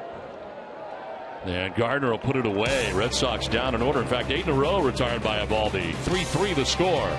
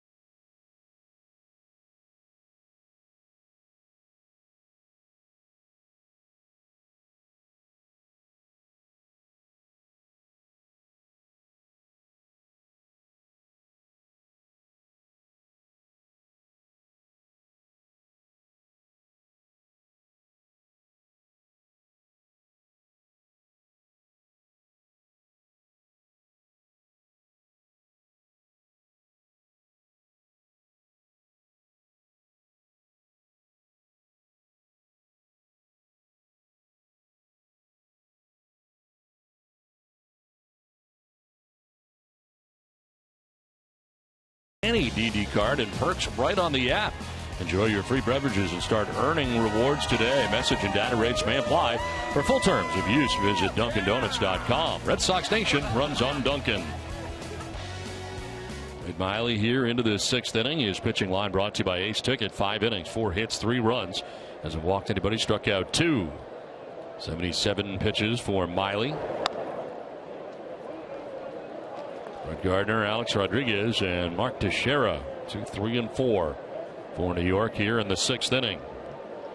Gardner has popped out to third and struck out swinging. Jumps back out of the way of that pitch in tight.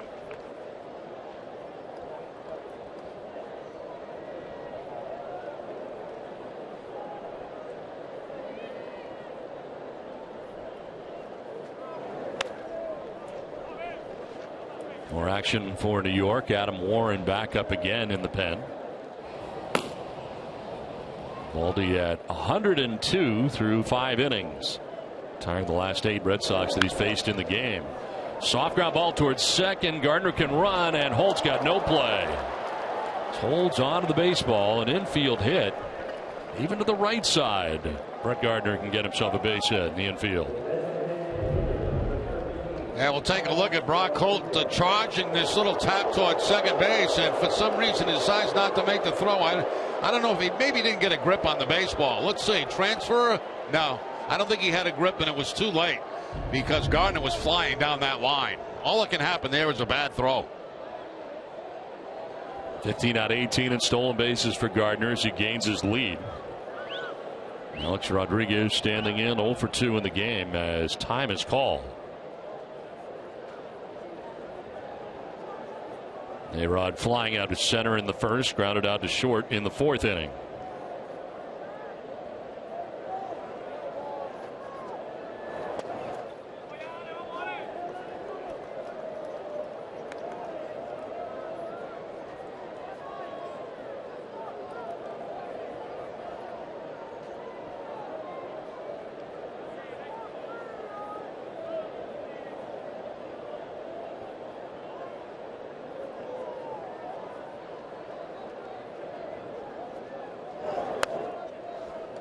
0 for ball 2, 2-0.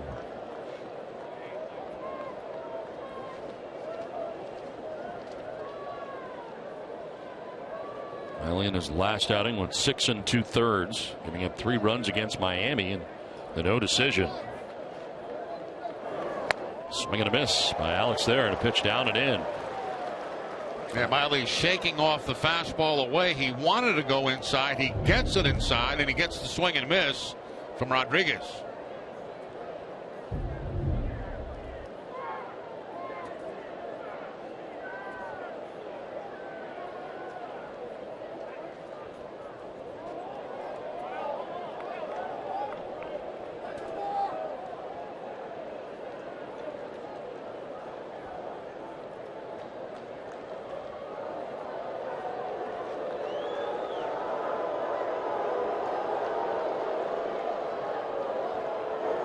Rodriguez lines it towards the gap in left center field. That's going to get down and roll to the track of the wall.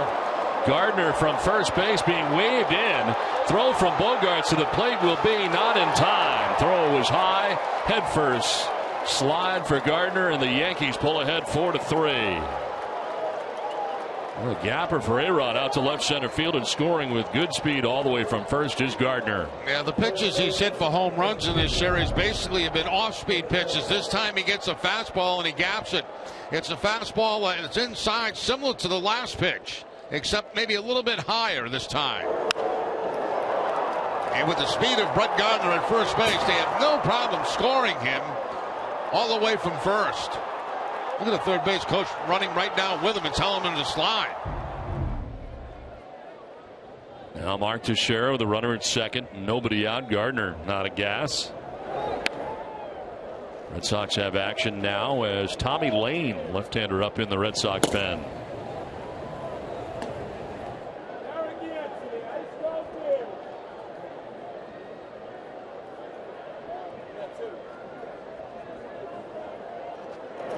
Now Teixeira softly lines to the shortstop, Xander Bogaerts, for the first out of the inning. We'll flip to the bag at second, but A-Rod able to get back.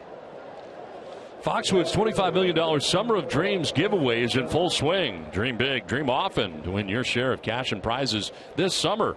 Foxwoods, the official casino and resort of the Boston Red Sox. Visit foxwoods.com to learn more. One out. Rodriguez at second, and Chris Young the batter. 0 for 2 as he is fly to right and grounded to shortstop. Takes strike one.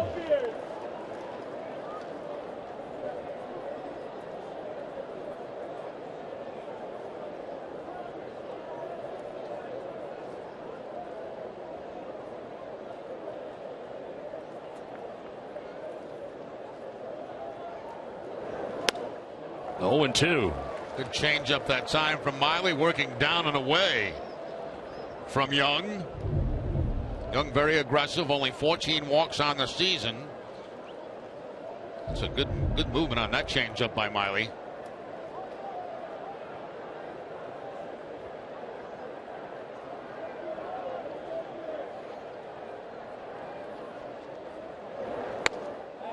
Framed there by Hannigan, but it's outside, according to Angel Hernandez. Change up again, another good one, but this time Young is able to stay off it. Very close.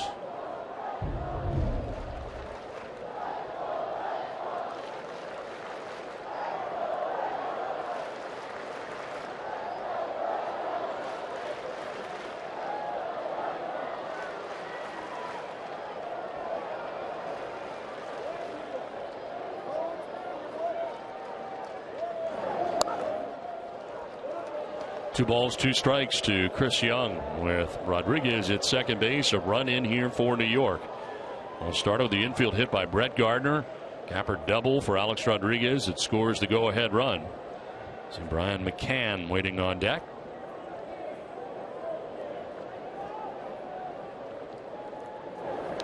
Skips in, and it's picked by Hannigan. Full count. And a steady diet of off-speed pitches in this at bat. Hoping that Young will pull the ball. That way that keeps, if he does on the ground, that keeps Rodriguez at second base.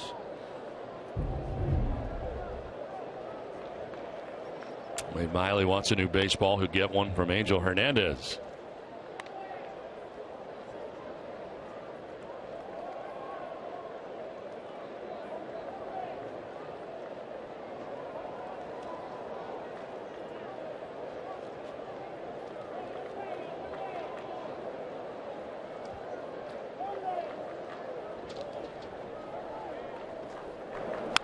In the air to left field, struck well. De Aza turns around and it's right off the top of the wall. Round from second comes Rodriguez. Into second with an RBI wall ball double is Chris Young. And the Yankees take a 5-3 lead. That ball almost got out of here.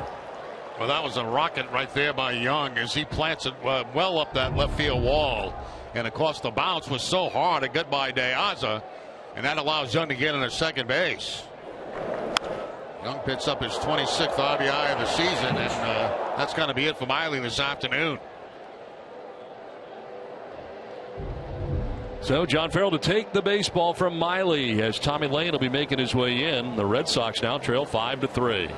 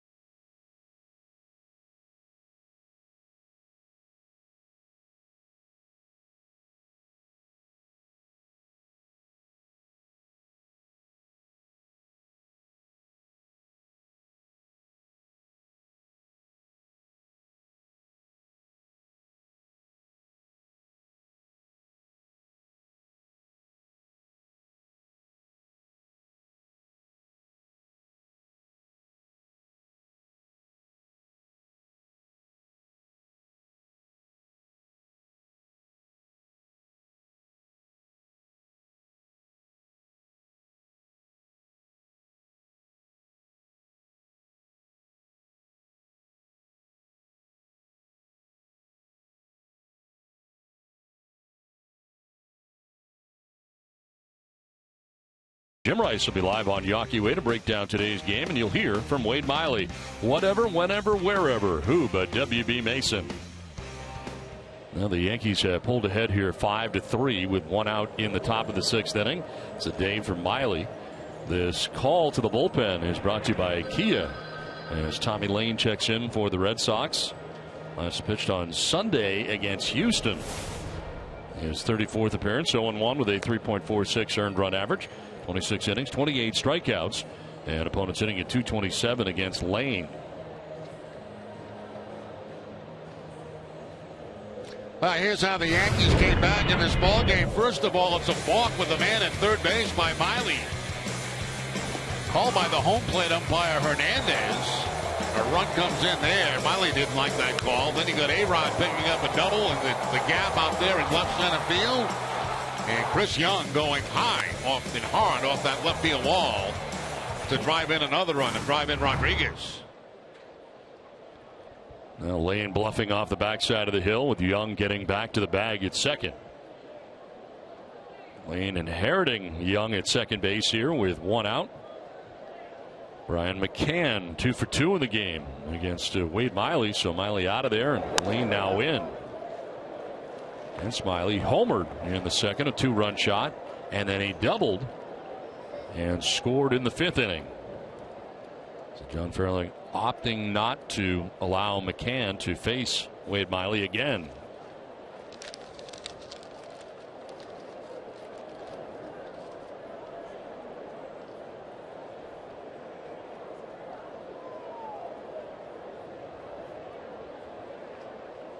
Valdi throwing 102 pitches through 5 innings.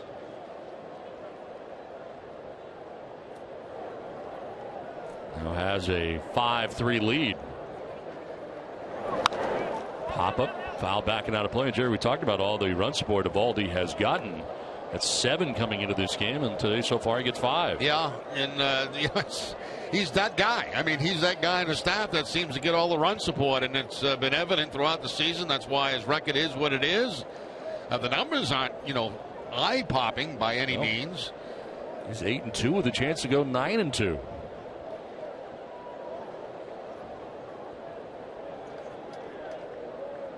No 2 pitch coming up here to McCann. And a grounder right at Bogarts at shortstop. Runner will take third as McCann is out number 2 of the inning. Young now at third base. Now this summer, pump up the fun with Irving Oil. You could win a Ford Escape, a Can-Am Spyder, $5,000 in cash, or other great instant prizes. Visit a participating Irving Oil, irvingfun.com for details. So 2 outs here in the 6th inning brings up Chase Headley. Headley struck out swinging in the 2nd inning, singled in the 5th inning.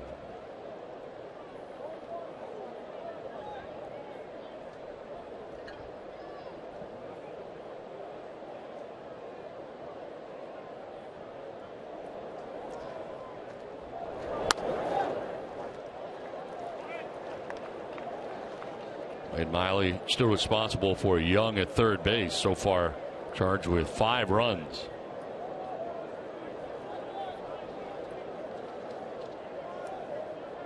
His record coming in 0-1 against New York. Today marked his 4th career start against New York.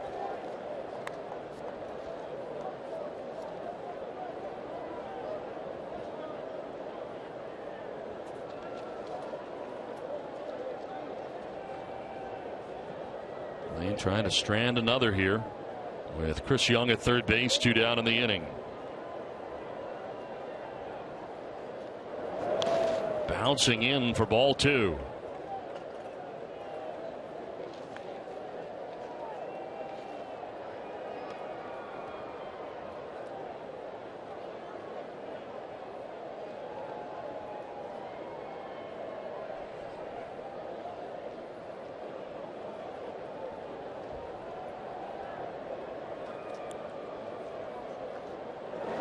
Swing and a miss.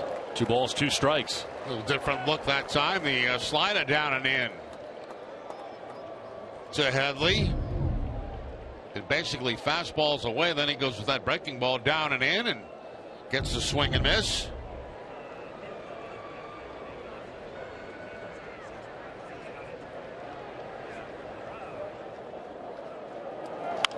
In the air down the left field line, and this ball is going to be off the bottom of the wall. In from third scores Young. Throw to second, and Headley is in safely with an RBI double that has New York now on top 6-3. He tries the same pitch again, but this time the pitch is up in the zone a little bit more, and Headley's all over it. There's the breaking ball, you can see, but it stays flat and it stays up. And Headley takes it right down that left field line.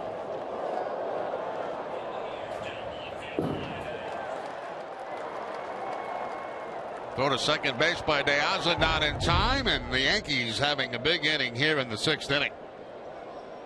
Well, Headley at second base, 2 down. Didi Gregorius the batter, 0 for 2 today. And a pitch low and away. Gregorius has fly to center twice, once in the 2nd, once in the 5th. Both times Mookie Betts up to the task out there. So Lane allows the runner to score. An inherited runner has scored, and that's 6 runs charged to Miley and 5 1/3, closing the book on him.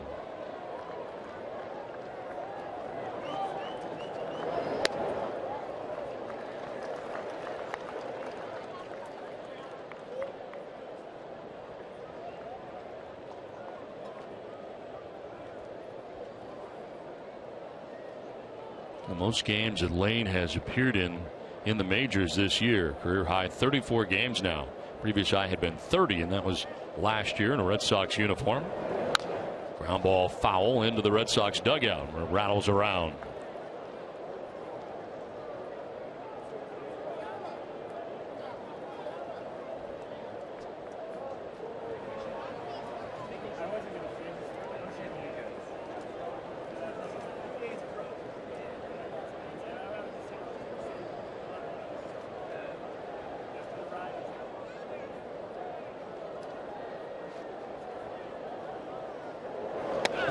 Gregorius will take that down and in.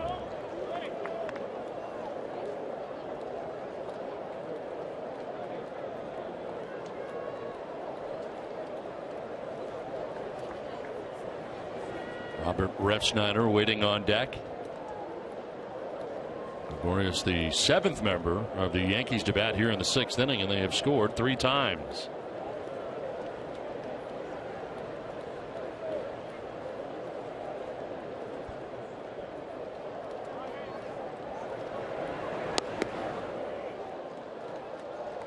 Full count now.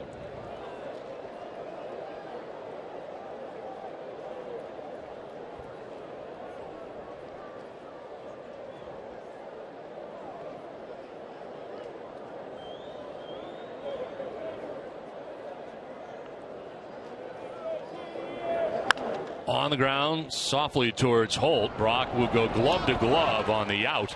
That ends the inning, but a big inning for New York. They've scored 3 times. Yankees take a 6-3 lead.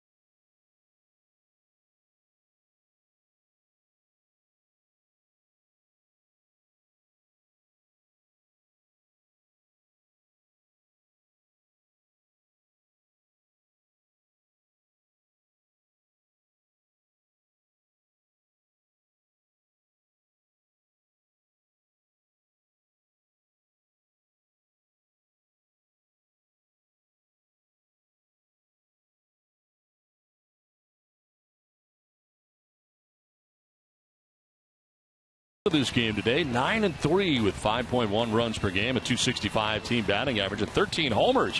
Starters ERA under 4 at 3.82. Red Sox have gone 12-0 when allowing 3 runs or fewer since June the 18th. This Postal Look is brought to you by FWWeb. Selection, expertise, solutions, more at FWWeb.com.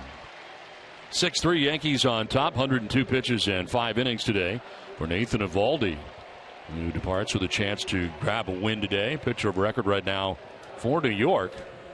And the new pitcher, Adam Warren, who was up 2 different times before coming into this game. His 20th appearance, 5-5 with a 3.57 earned run average. 61 strikeouts, 29 walks, and opponents hitting at .238 against Warren.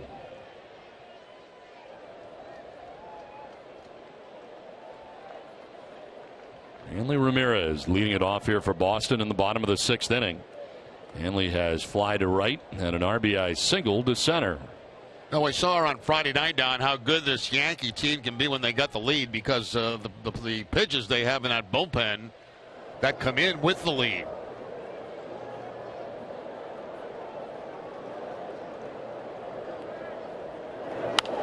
In the air, foul off to the right out of play. Yeah, they can really shorten a game. Now, for every Red Sox hit in July, EchoStore Technologies will donate $50 to the Massachusetts Down Syndrome Congress. EchoStore is proud to ensure that individuals with Down syndrome feel valued. To learn more, visit echostore.com. EchoStore Technologies, your data center solutions provider. One pitch missing inside. Of course, Dylan Betances and Andrew Miller at the end of games.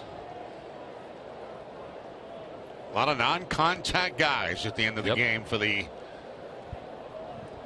New York Yankees. Not a swing and miss.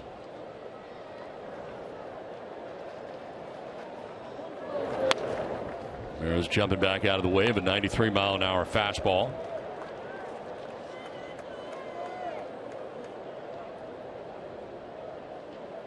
Adam Warren working in the ballgame here last night, allowing hits to the only two batters he faced in the 7th inning. Ended up being charged with an earned run. Line to left, and that's going to get in for a hit quickly by Gardner to the track of the wall. Hanley Ramirez got himself a double standing to begin things here in the bottom of the 6th inning. Now, second hit of the day, 2 for 3 for Hanley this afternoon, and looks like a slider right here that stays out over the plate, and Hanley scorches it to the left center field for the base hit, for the double, I should say. Big gap out there, and he finds it.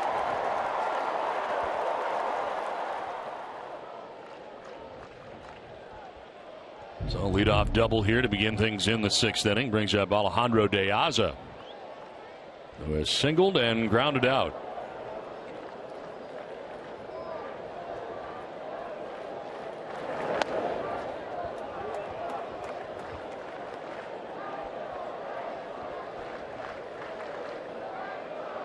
So the line on Eovaldi today, 5 innings, 7 hits, 3 runs.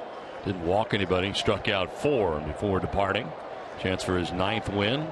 Only 2 losses on the year. Mentioned that he averages over 7 runs a game of support from the Yankees offense, and today he got just shy of that with 6 runs.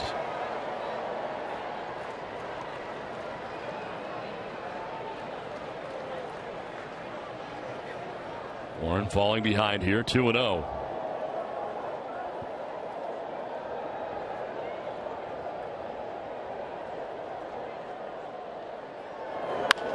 Line to left. Gardner there to make the catch. Bill of the cap high for the first out of the inning. Toyo Tire is the official tire of the Boston Red Sox. Whether you're taking your truck off-road, the kids at practice, or your sports car to its limits, there's a Toyo Tire for you. Visit toyotires.com to find a dealer near you. 1 out. Hanley Ramirez at second base. Here's Shane Victorino. 0 for 2 day today. That was all against Eovaldi. Shane has struck out and grounded out.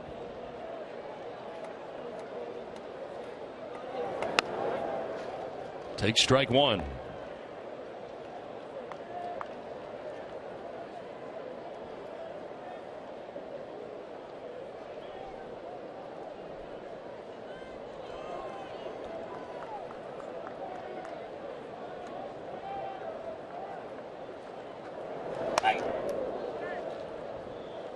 Action for New York. Left-hander Justin Wilson up in the pen. Adam Warren first out of that pen here today. Relief of Nathan Eovaldi went the first 5 innings. Or Joe Girardi.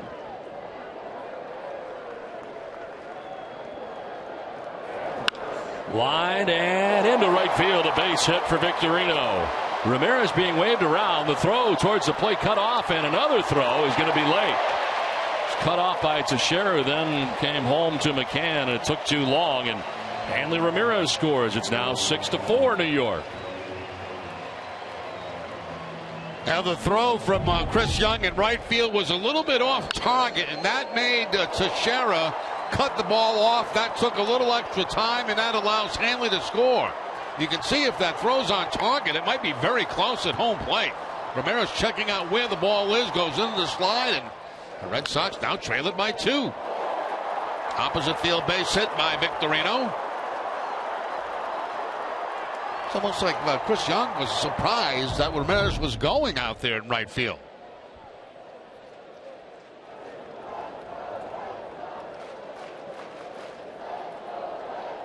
Now Joe Girardi coming out of the dugout. Travis Shaw coming up. So the lefty Wilson warming in the pen. And he's going to go get him. So Adam Warren leaving after giving him 2 hits again. That's what happened to him last night. And Yankees will go back to the pen again. So Wilson, who's been warming up, makes his way.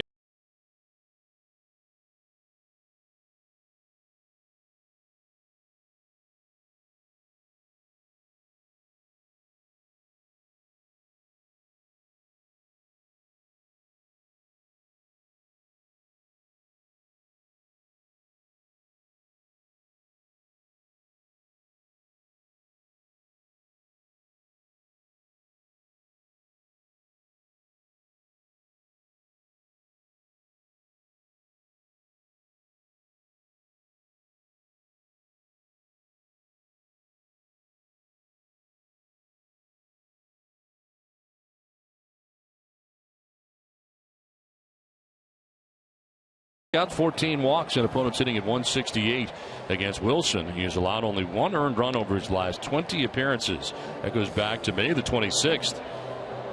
He worked in the ball game here on Friday. Struck out the only batter that he faced in the 7th inning. And now comes in, and the Red Sox have made a change, as with the left-hander in the game, it'll be Napoli who comes up to pinch hit for Shaw. So Mike Napoli will be batting for Shaw and take over at first base. Now Pedro Martinez strikes out 13 Yankees, allowing 4 hits back on May 30th, 2001. Walk in 8 innings as the Red Sox got the win 3-0.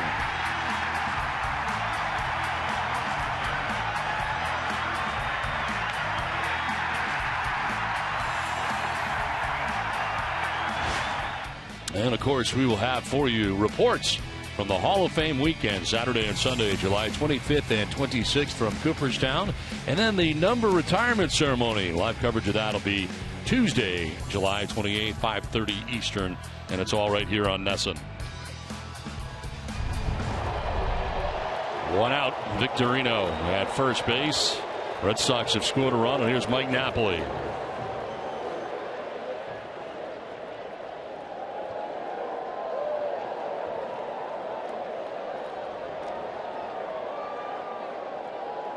Travis Shaw had been 0 for 2, flying out to center, lining out to right.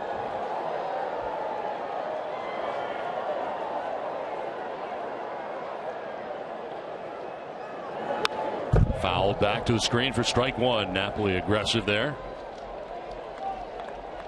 Now John Farrell right here looking for one thing from Napoli, and that's the long ball. Will try to tie this score at 6-6.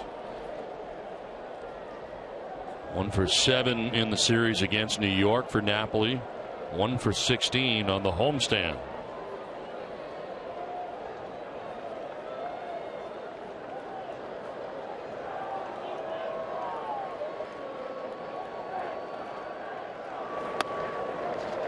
Right down the middle, 0-2. We saw Wilson on Friday night, and a lot of pitches right over the top, a lot of over the top fastballs. And that's exactly what Napoli gets right there. 93% of the time he'll throw fastballs. That's a lot, isn't it? Yes, it is. Jumps out at you. There's a base hit into right field for Napoli. Took it the other way. Victorino up to second, and now the tying runs on base here for Boston.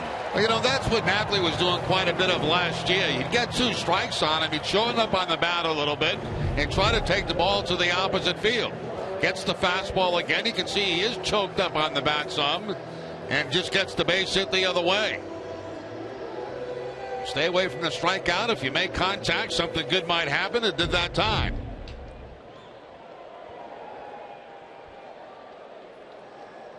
So 2 on, 1 away. Ryan Hannigan, the batter. 1 for 2 in this game. An infield hit in the 3rd. Scored a run and then grounded out to third base in the 4th inning.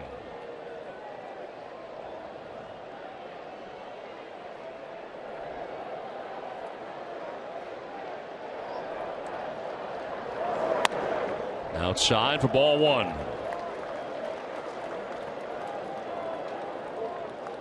.235 with runners in scoring position, but better lately. 3 for his last 5. That's with Victorino at second base, Napoli at first, 1 out.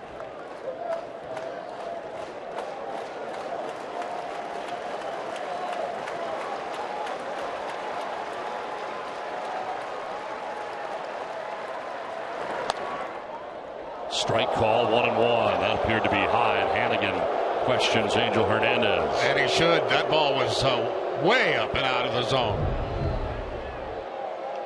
I mean, we've seen a lot of high strikes called, but this one a little bit too high.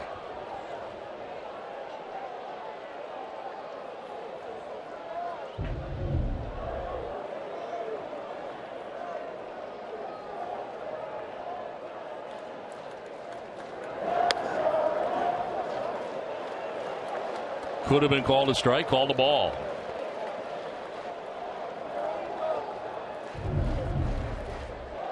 Yeah, well, I don't know if there's a such thing as a makeup. I don't believe in that, but maybe that might have been one.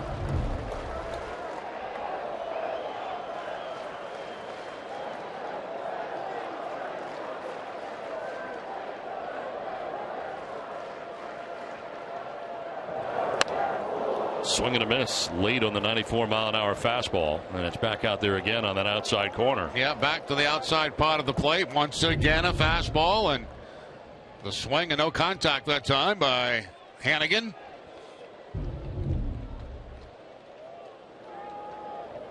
Trying to strand some more. Stranded 78%. Heritage Victorino at second base. Napoli has been added now with a base hit to right field. 2 on, 1 away. Hannigan strikes out. Another fastball, and it was up at 95 miles an hour.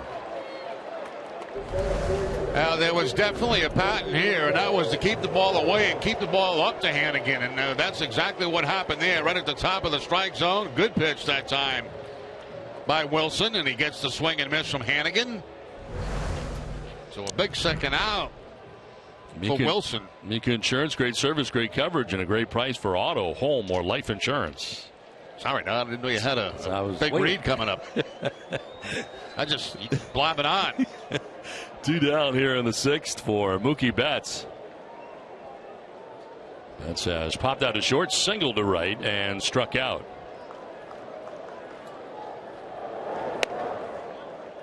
He will take strike 1 as McCann goes out to talk here to Wilson.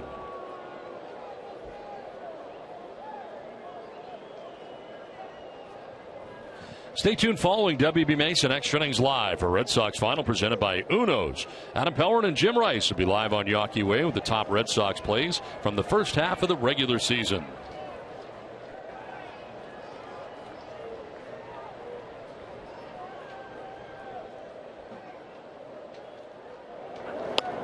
Mookie Betts takes it down low, and it's a ball and a strike. A couple of cutters the last 2 pitches to Mookie Betts at 91.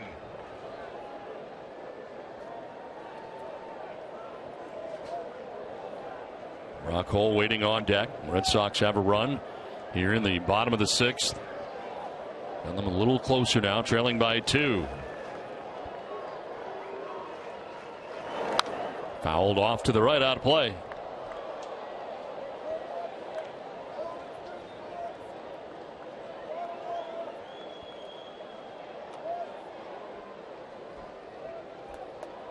Nathan Eovaldi went the first 5 innings, giving up 3 runs. Adam Warren starting this inning so far charged with a run. Now Justin Wilson, the third arm used by Joe Girardi.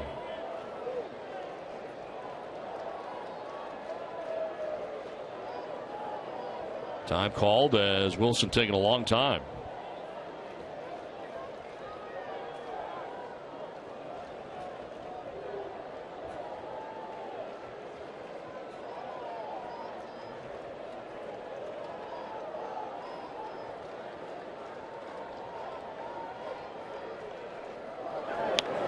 Runners going, and the pitch is low as they take second and third on a double steal. No, that was too easy. But a good job by the Red Sox, because with 2 outs, the middle infielders are spread and they're deep. They're trying to prevent the base hit. And you can see nobody at all paying attention to the base runners, so they just get in the scoring position. Both of them.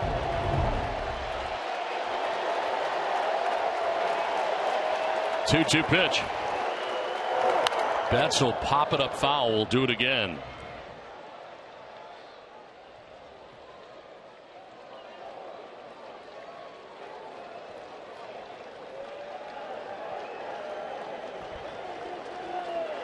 Fourth theft for Victorino. Third for Napoli. Tying run at second base right now for Boston.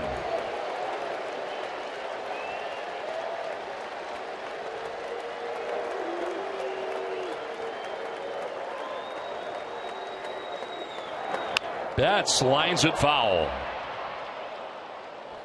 He tried to sneak that fastball by Betts inside. He cleans it out, but in foul territory. Well, Smokey likes that fastball inside. That went a little bit too far inside to keep fair.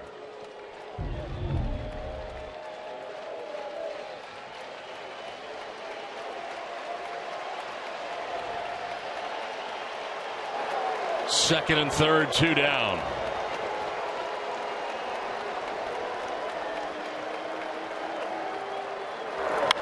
In the air to right, Chris Young going back in the sun field to make the catch that ends the inning. The Red Sox get a run but strand a pair. Trail 6-4 to New York.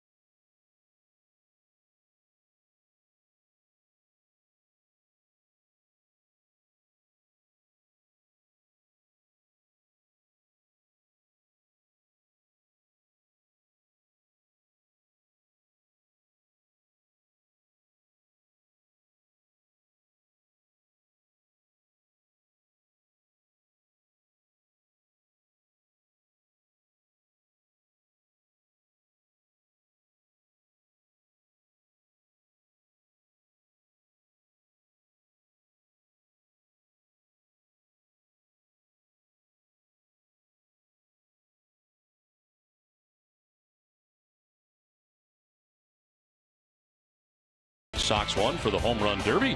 Text Sox 2 for the All-Star Game. Text your answer to 536-536. Message and data rates may apply. One message per vote.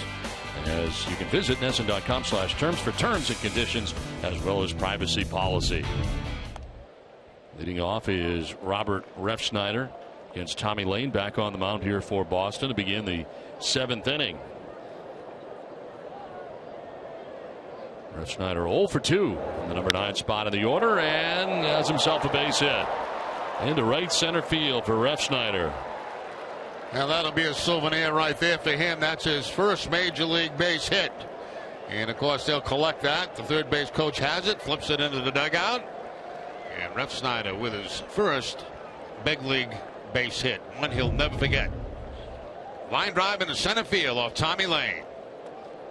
Had been 0 for 3 in his debut here last night, and today had been 0 for 2 until this.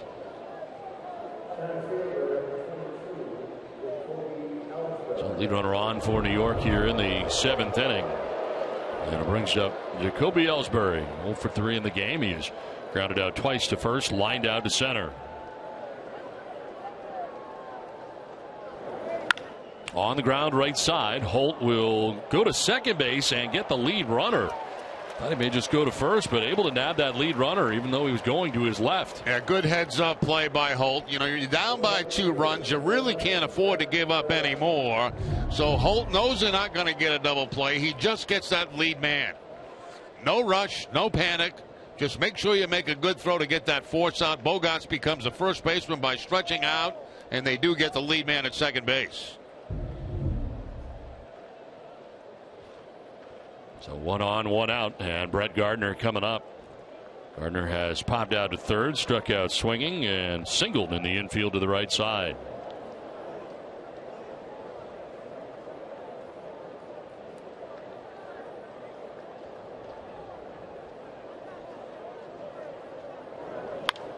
On the ground by the brought in third baseman Sandoval and into left field. Pablo is a stride or 2 in on the infield grass, and that one quickly by him. Base hit for Gardner, his second hit of the day. See, that's what makes Gardner so hard to defend, because he runs so well and bunts so well. The third baseman has to play in. And when you do that, it becomes, you know, an opportunity for Gardner to slap the ball right by the third baseman. And that's exactly what he did against Sandoval.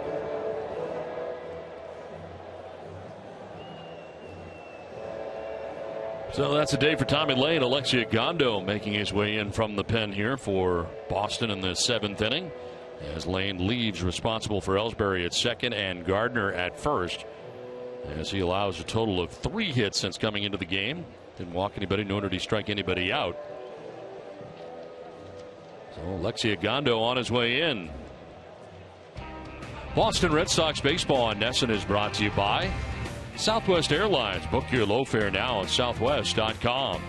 Sullivan Tire and Auto Service. Thank you, New England, for 60 great years. Digital Federal Credit Union. See what DCU can save you. And by your local Subaru dealers.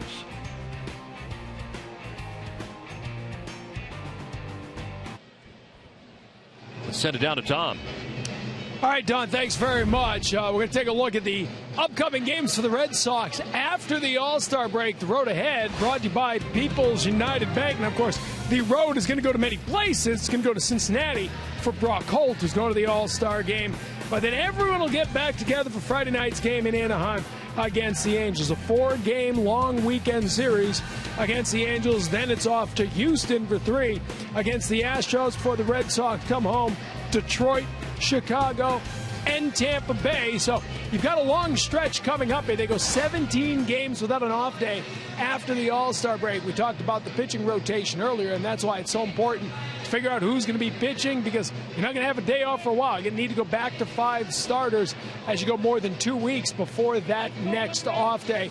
But a little time off to line that all up and get ready for it before that tough road trip through Anaheim and Houston. Guys? All right, Tom, thanks very much. Well, the Red Sox here bringing on Alexia Gondo with 1 out, runners at first and second.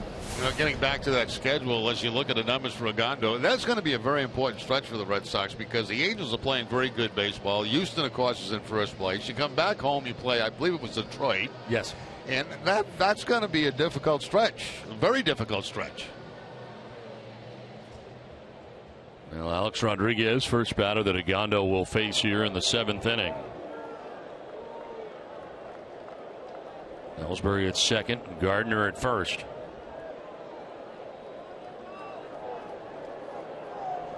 One out for New York.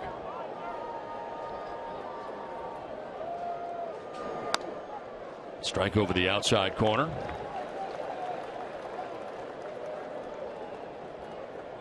Two for 3 against Gondo. Both hits singles for Alex Rodriguez.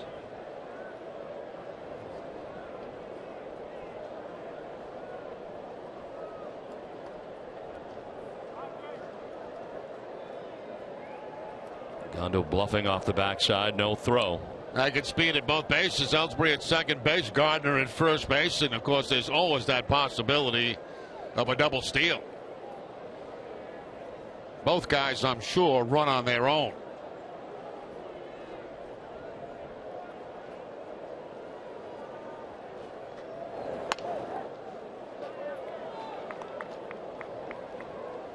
Mike Napoli staying in the game as anticipated after pinch hitting for Travis Shaw in the 6th inning. Now playing defensively at first base. Napoli came up with a base hit in his pinch hitting role coming off the bench today. A-Rod fouls it off himself and is down 1-2.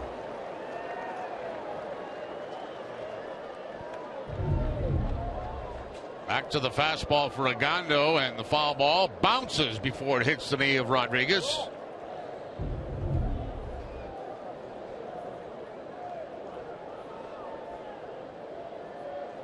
Agondo's had a week off. Last saw him on Sunday. Ended his scoreless streak at 14 2/3 innings. That was against Houston, giving up 3 runs in an inning and 2/3.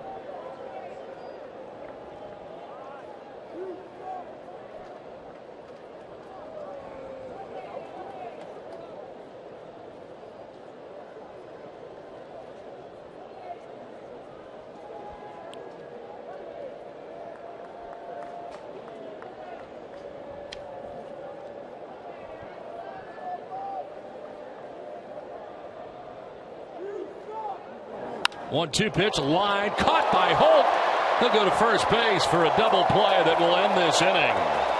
So a big play right there as A-Rod lines into the double play. And a hot shot there to Brock Holt at second base. The Sox needed that. Yeah, that's going to become a very big play in the game, because if that ball gets by Holt, it's another run and maybe 2 if it finds the gap. Instead, he catches it and doubles up the runner at first base.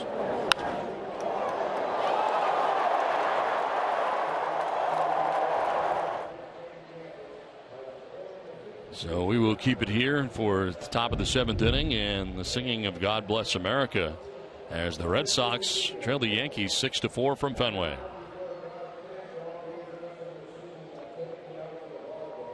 Fenway Park organ, we ask you to please rise. Here to honor America by performing God Bless America, we welcome a passionate young fan who loves to sing and play the piano. Please welcome a resident of Stamford, Connecticut, 10-year-old Lucy Scorziello. God bless America, land that I love. Stand beside her and guide her through the night with the light from above. From the mountains to the prairie to the ocean wide with foam. God bless America, my home, sweet home. God bless America,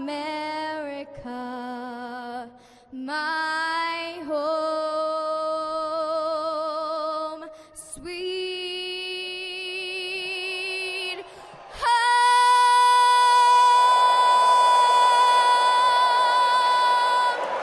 Thank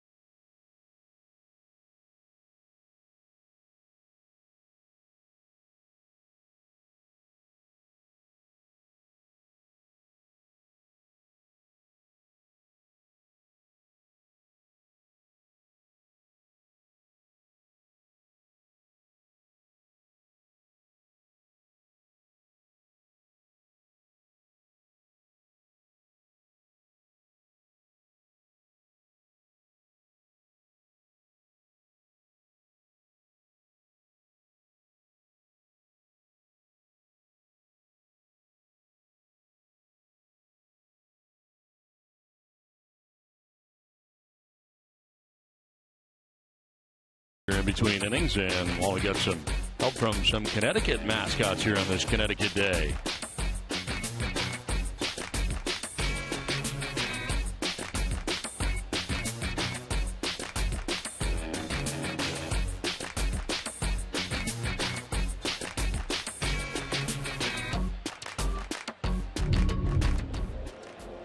Six to 4. The Yankees have the lead over the Red Sox on this Connecticut day from Fenway as we head to the bottom of the 7th inning. Justin Wilson back on the mound here for New York. He'll be dealing with Brock Holt, Xander Bogaerts, and Pablo Sandoval in the bottom of the 7th inning. Holt has singled to center and struck out twice, once in the 3rd, once in the 5th.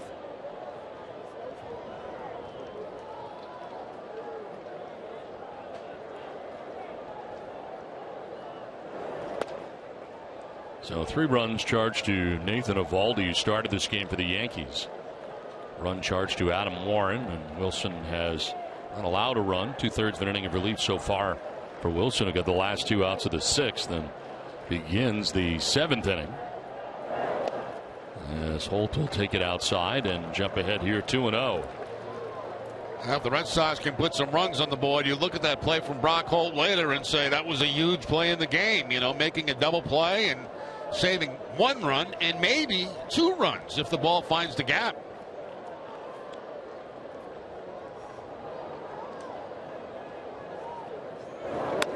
Swing and a miss, and it's 2-1.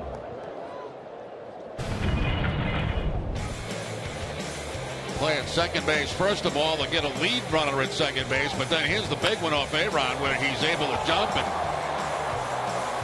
make the catch, turn it into a double play, and get the Red Sox out of a jam.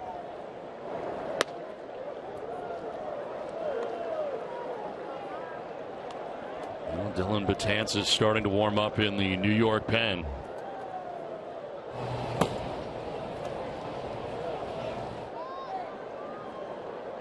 Yankees with a 2-run lead. Red Sox batting here in the home half of the 7th inning. And Holt will take ball 3, full count. He's got everything, the hat, the jersey, a pennant.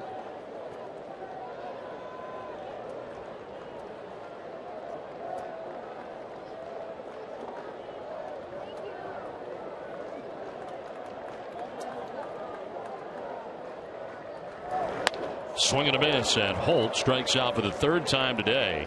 Out number 1 of the 7th inning. It's time for a game break, brought to you by Jordan's, the furniture store of the Boston Red Sox.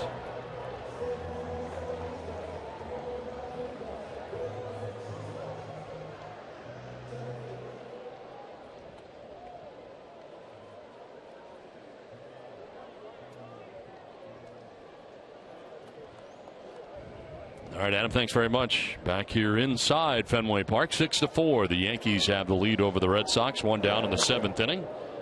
As Xander Bogaerts bats for the 4th time today. Bogaerts had an RBI single back in the 3rd inning. Both teams with 10 hits in this game.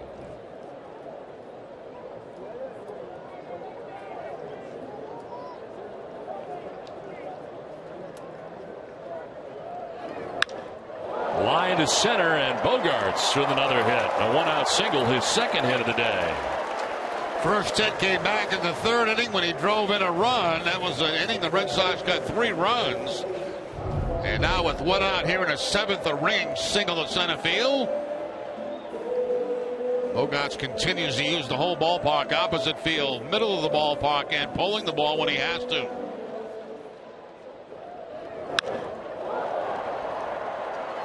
Drops it in front of Jacoby Ellsbury.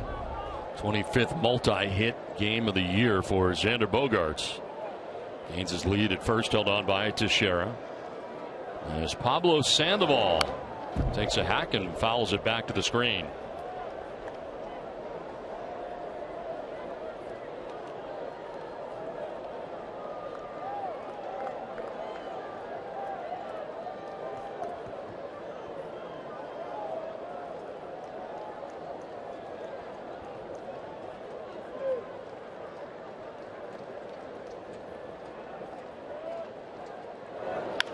Jammed, and a pop-up foul ground. McCann Makes the catch for the second out.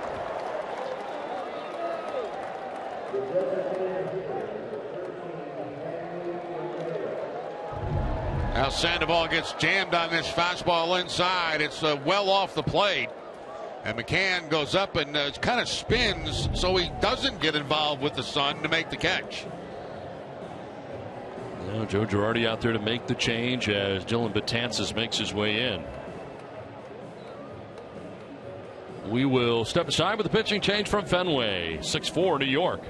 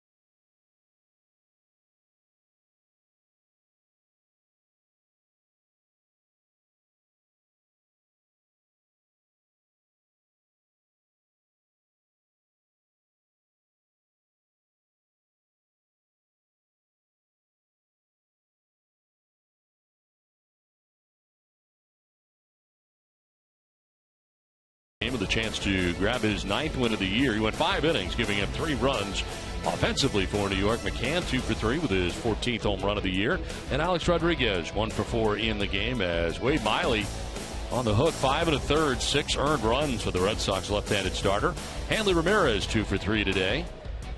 And Xander Bogaerts also joining him with a 2-hit day. And Xander at first base with 2 down here in the 7th inning.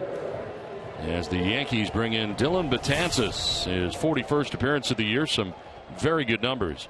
5-2 with a 1.58 earned run average in 45 2/3, about 75 strikeouts. Opponents hitting at just 123 against Betances. Hanley Ramirez, the first batter that Betances will face. He'll be going to the All-Star game. Second career All-Star appearance for Betances. Hanley didn't like it, but he's down 0-1. For Betances, as far as strikeouts go, 40 strikeouts in his last 21 2/3 innings pitched. He is all about the strikeout. And he's ahead of Ramirez 0-2. That's why it's that nasty fastball breaking ball mix that he has. Both pitches outstanding.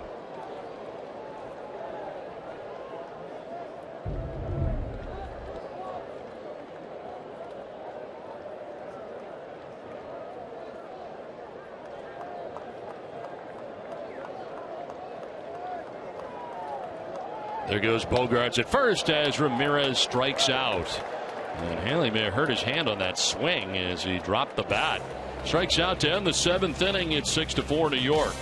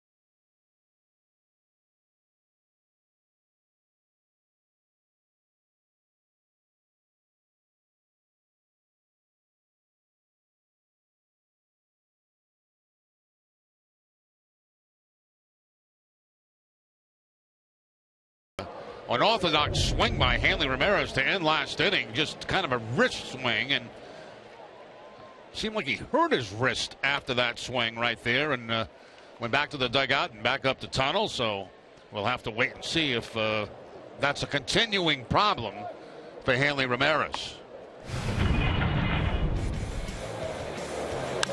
Of course, he was hit in the hand running on a line drive off the bat of Bogarts earlier this year.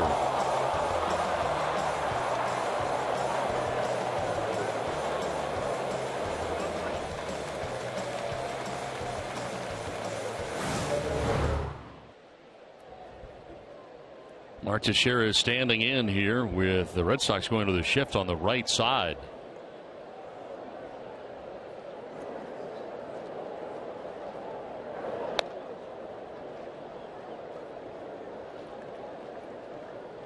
Brock Holt in short right field to bring Sandoval to the right side of the infield. Alexi Ogando back out there for Boston. Ogando got the double play to end the 7th inning, and now back out there for the 8th. Teixeira off balance there, and it's 1-1. A red changeup that time by Ogando. That's, you know, he's got it. Doesn't throw it a whole lot, but when he does, it's pretty effective. Fastball, slider, and a changeup, and that's the changeup right there that has Teixeira off balance.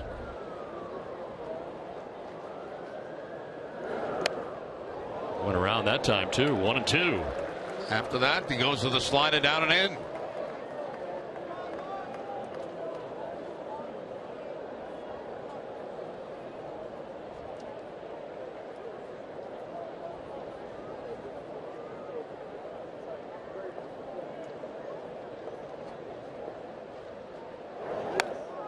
Swing and a miss, and Teixeira strikes out for the first out of the 8th inning. Ogando doubles up on the slider. So a change up, 3 off-speed pitches in a row. Change up, slider, slider. That went more toward the middle of the plate, but down in the zone. It's now time for you to tweet your strongest fan photo. Use hashtag NESN-StrongFan, and you just might see yourself in an upcoming broadcast. Tweet your photos now. Brought to you by T-Mobile. 1 out in the 8th inning for Chris Young. Double to drive in a run in the 6th inning. A 1-for-3 day. Young didn't like it. Called a strike. He is 2-for-3 with 2 home runs against Alexei Ogando.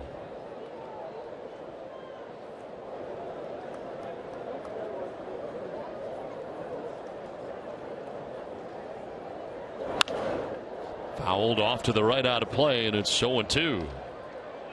Ace Ticket has the best seats at the lowest prices to all the games at Fenway, all with a 200% guarantee. Right now, Ace Ticket has special savings on all Red Sox games, including the Yankees.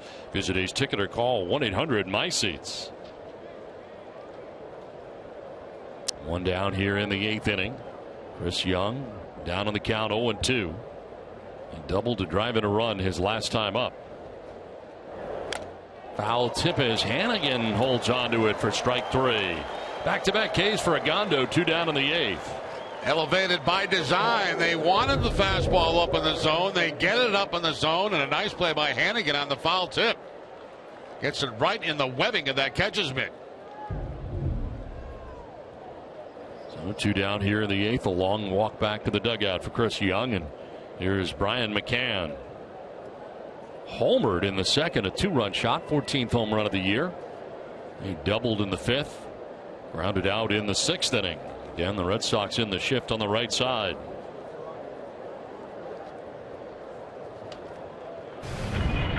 Home run for him back in the 2nd inning was off Wade Miley, and at the time put the Yankees on top 2-0.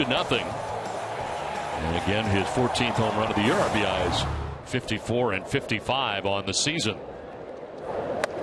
As McCann takes ball 1.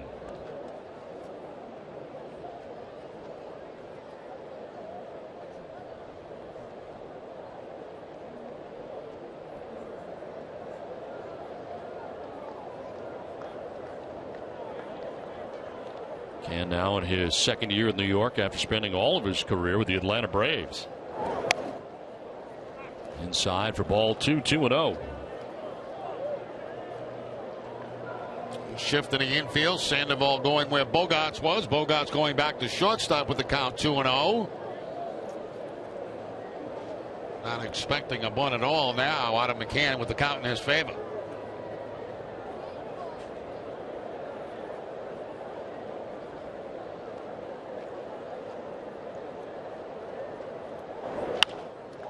Fly ball to left center field. De Aza and Betts. It'll be Betts running in front of De Aza to make the catch. We head to the bottom of the 8th inning. It's 6-4 New York.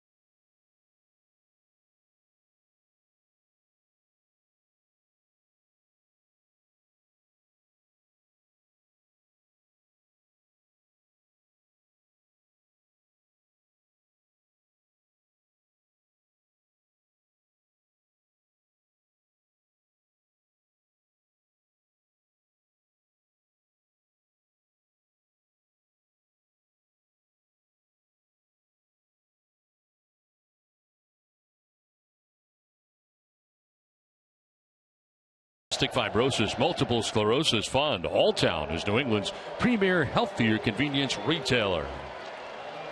Well, the Red Sox have work to do as they come to bat here in the bottom of the 8th inning against Dylan Betances. As Alejandro De Aza leading it off here in the bottom of the 8th inning. Shane Victorino and Mike Napoli expected to bat in the inning. There is strike one at 96 miles an hour. De Aza single to right field back in the second. Since then, he is grounded out and lined out.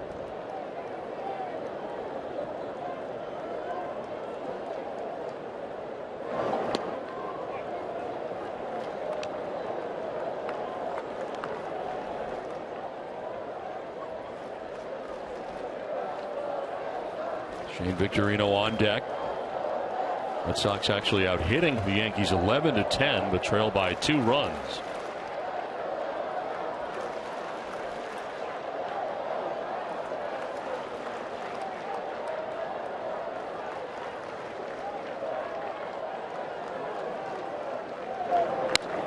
Inside for ball 2.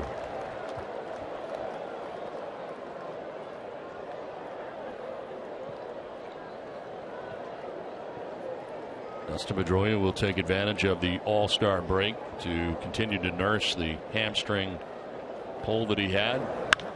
There's a liner towards right center and a base hit for De Aza. Quickly backhanded by Ellsbury, and it'll hold De Aza to a single, but the Red Sox get the lead runner on here in the 8th. Yeah, De Aza 2 for 4 on the afternoon. You mentioned the base hit down back in the second inning, and now with the Red Sox trailing by 2. Leadoff man out in the bottom of the 8th. Gets the fastball, takes it right to center field. Of course, the speed of Ellsbury will track it down and hold De Aza to a single. See Ellsbury cutting this ball off before it heads to the stop and shop sign. And of course, being down by 2 runs, if you're De Aza, you don't want to be over anxious and try to get a second base. Strike in there to Shane Victorino. He had a base hit and an RBI his last time up.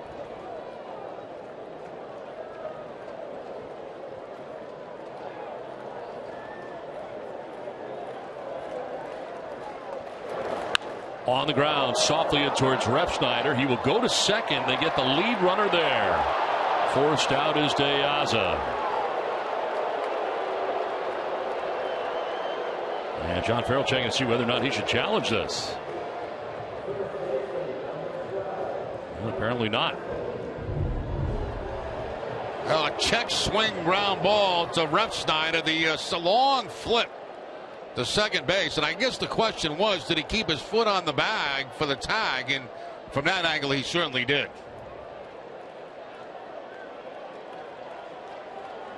Yeah, and he had the ball in his glove, too, before any part of the body was on the bag.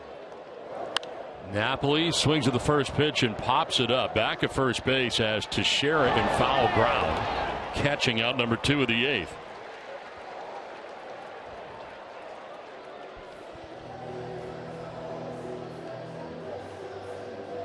So 2 down here in the 8th inning. That brings up Ryan Hannigan.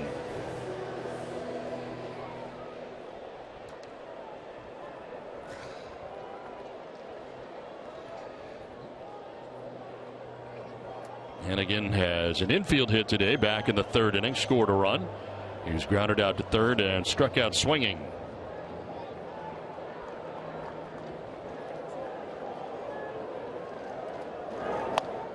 As he takes strike 1.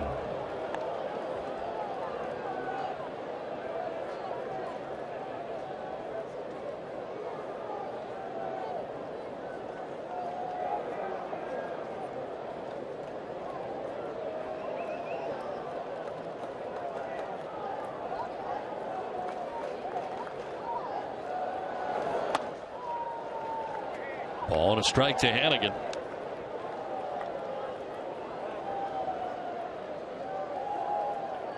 Baldy, the pitcher of record right now for New York. Their starter went 5 innings, giving up 3 runs.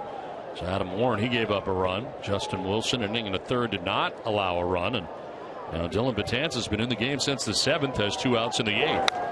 And a late swing fouled off into the seats. Tonight at 6, tune in to the Ultimate Red Sox Show presented by AAA. Red Sox Chairman Tom Werner talks about changes to the strike zone.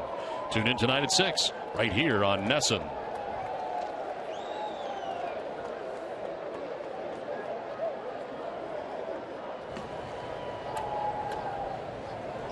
Koji Uehara up in the pen for Boston.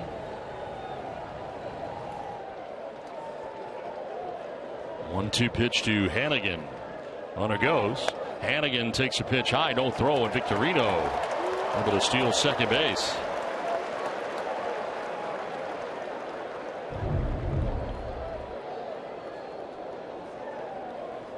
Really no contest right there, no throw at all. That run means nothing. What's important is the man at the plate right now.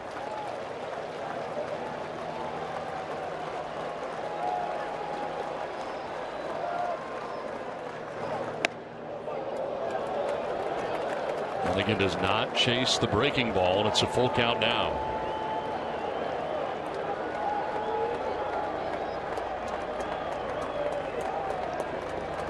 Joe Girardi and the Yankees trying to take 2 out of 3 in this series. Top of the Red Sox order, Mookie Betts waiting on deck. Hannigan will take the walk down to first base on a pitch up and in. So again, the Red Sox have the tying runs on base.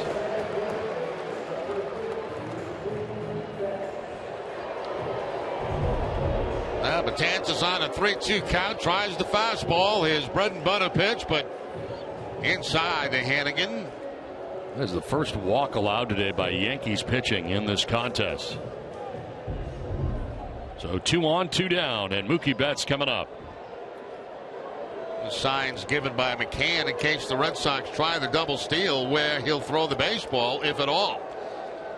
And I'm sure he'll throw it someplace, not by 2 runs, unless there's absolutely no play.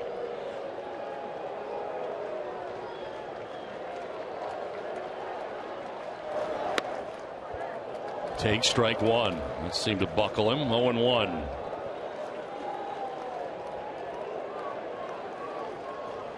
For 2 against Betances, both strikeouts for Mookie Betts.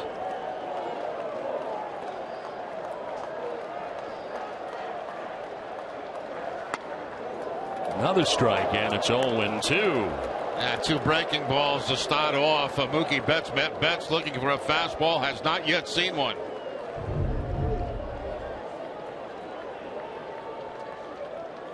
Outside corner that time.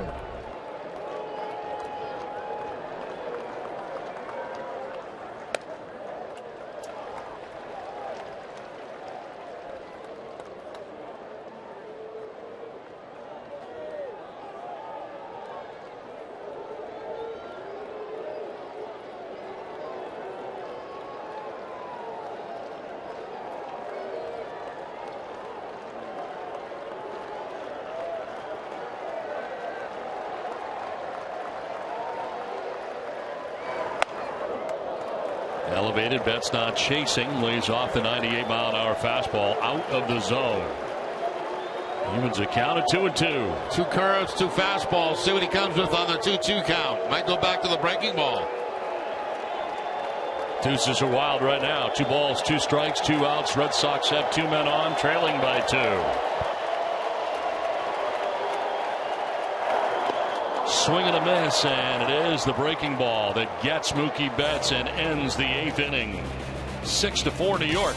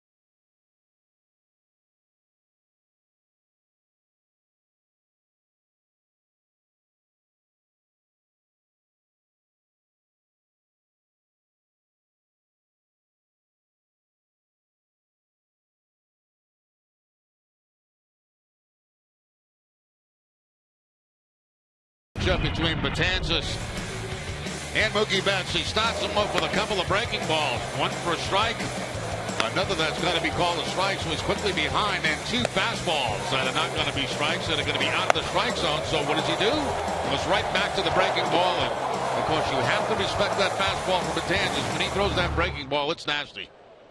Alexia Gondo back on the hill again here for the 9th inning. Came into this game in the 7th. Got an inning and 2/3 so far. It's Chase Headley leading it off for New York. Yeah, taking strike 1. Red Sox shifting on the right side here against Headley.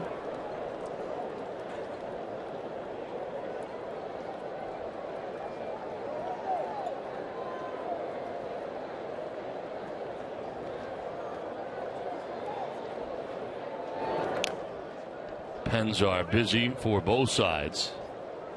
As Craig Breslow up for Boston. And the closer for the Yankees, Andrew Miller, up for New York.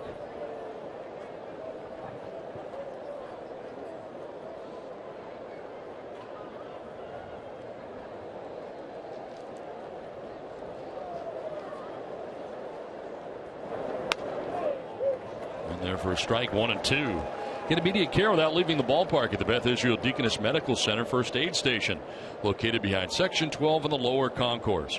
BIDMC is the official hospital of the Boston Red Sox. 1-2 to Headley. And that is down and in, 2-2.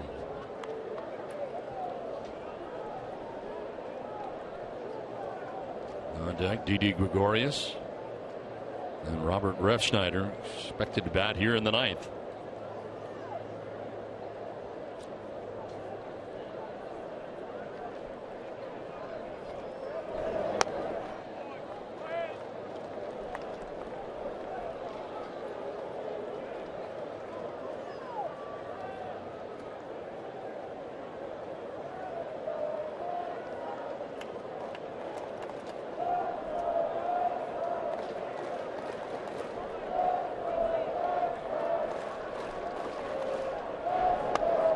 Ball 4 and a leadoff walk for Chase Headley to begin things in the ninth inning.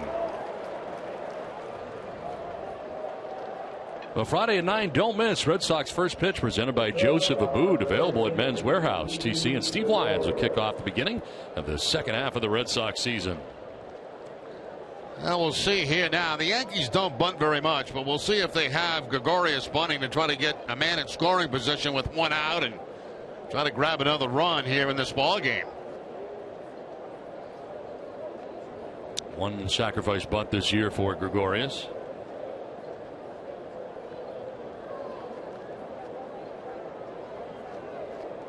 Throw to first, and slinging it over is Agondo.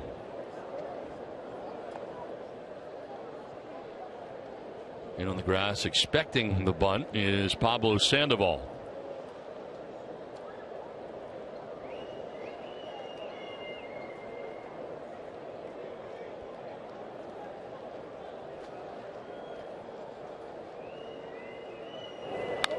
Foul back, no sign of a bunt there. 0-1. If you are bunting in this situation, you try to bunt it down that first base line because, as you mentioned, Sandoval is in, and the first baseman, Napoli, has to hold the running rod, so he can't really charge. If you charge too early, that runner just takes off at first base.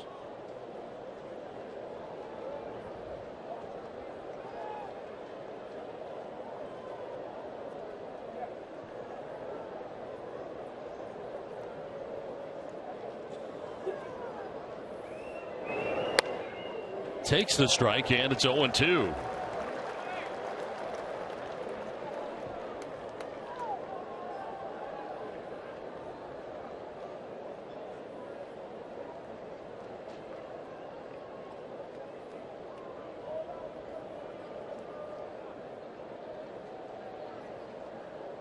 Back to the breaking ball. Line to center. Betts coming in to make the catch on the sinking liner for the first out of the ninth inning. Well, Wednesday on the Red Sox Report, relive the 1999 All-Star Game, one of the greatest moments in Fenway Park history and in the career of Pedro Martinez, as Pedro prepares for his induction into the National Baseball Hall of Fame. Catch it all on the Red Sox Report Wednesday at 5. And of course, Pedro Martinez will have his number retired here at Fenway Park. 1 on, 1 out.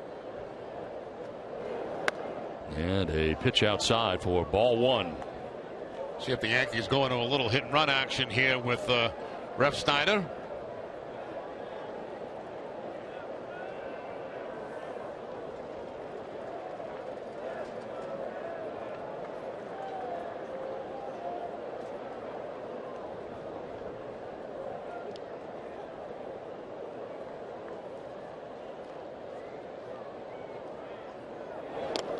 This one clanks off of Hannigan, and to second base goes Headley. So into scoring position now with 1 out in the inning. Well, they didn't need a play. They got the benefit of what might be a pass ball right there as it gets by Hannigan, clanks off his equipment right there, his foot, and bounces up the first base line. So Headley at second, 1 down and ahead in the count Refsyder 2-0. And his first major league hit in his last at bat in the 7th inning. Now a foul ball off to the right, out of play.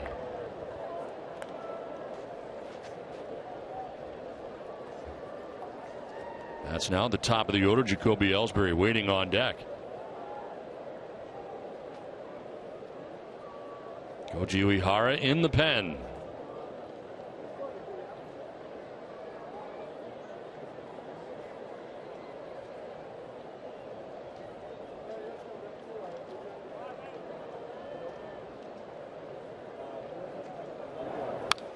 Foul back, 2-2.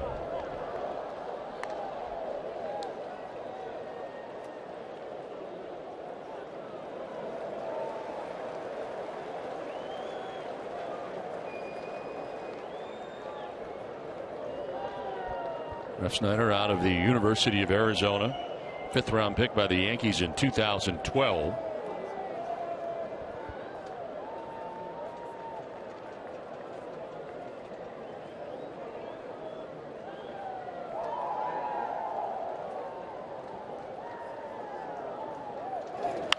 In the air to deep left field.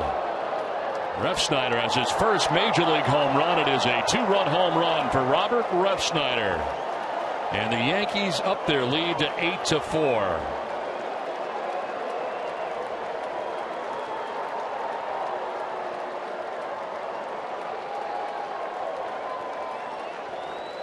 Well, it took him a few at-bats to get to his first major league hit, which he did in his last at-bat. Now he gets his first major league home run on a hanging slider right there by Agondo. Just stayed inside, and Refsyder takes it way out of Fenway Park.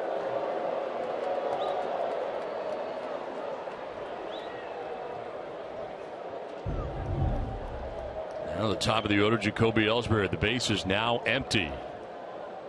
There's a ground ball foul to the end of the Red Sox dugout. They're going to grab the ball for him out there if they can. What a day for Robert Refsyder. First major league hit, first major league home run. Not forget this day.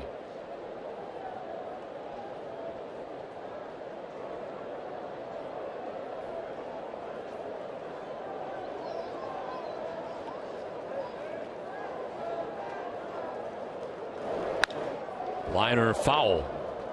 Well, the Red Sox certainly had their chances late in this game. Red Sox leaving 5 men on, combined in the 6th, 7th, and 8th innings. Leaving runners at 2nd and 3rd in the 6th inning, runners at 1st and 2nd in the 8th. Now they trail by 4. It'll be Holt, Bogarts, and Sandoval in the bottom of the 9th inning. Still only 1 out, though, here in the top of the 9th. Ellsbury with a swing and a miss. He will strike out, and that is out number 2 of the inning. 3rd strikeout for Agondo, and here comes John Farrell.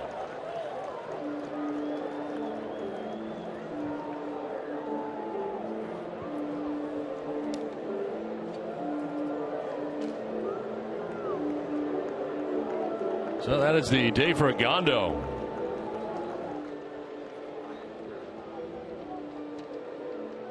Ends up going 2 1/3 innings of relief.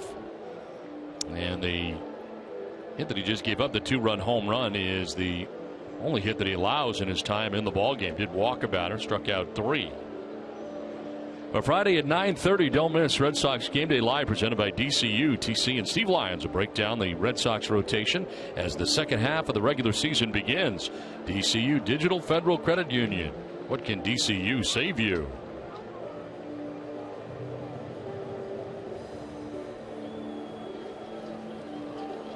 Let's take a look at the Toyota play of the game, and the first major league home run for Robert Refsyder. After he got his first major league hit in the 7th, a single to center, follows it up with a 2-run home run to give the Yankees a 4-run lead. Now, generally, you get 1 souvenir on the day. Your first major league base hit. He's got 2 today. His first major league base hit and his first major league home run.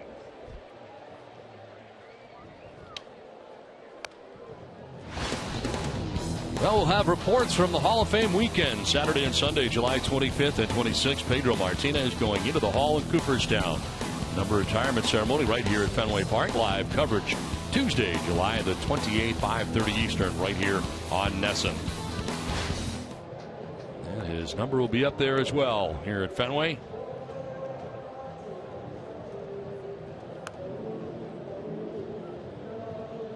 Craig Breslow into the game here for Boston. With 2 outs in the top of the 9th inning, 26th appearance without a record. 4.02 earned run average, 22 strikeouts, 12 walks, and opponents hitting at 284 against Breslow. And you look to the 9th inning for the Red Sox. It'll be Holt, Bogarts, and Sandoval, and I would guess Andrew Miller would be coming into the ball game. At that point, he's been up and loosening up in the bullpen. No longer a save situation.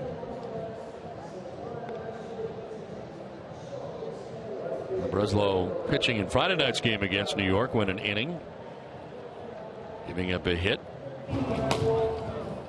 Allowed one of his 2 inherited runners to score as Miller continues to warm in the pen. So here is Brett Gardner.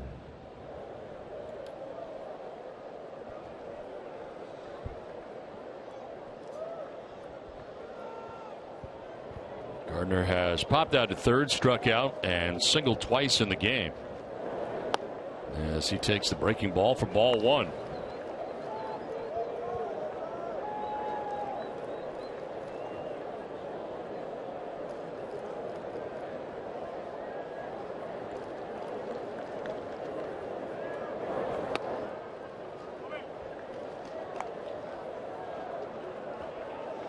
Three for 12 against Breslow is Brett Gardner in his career.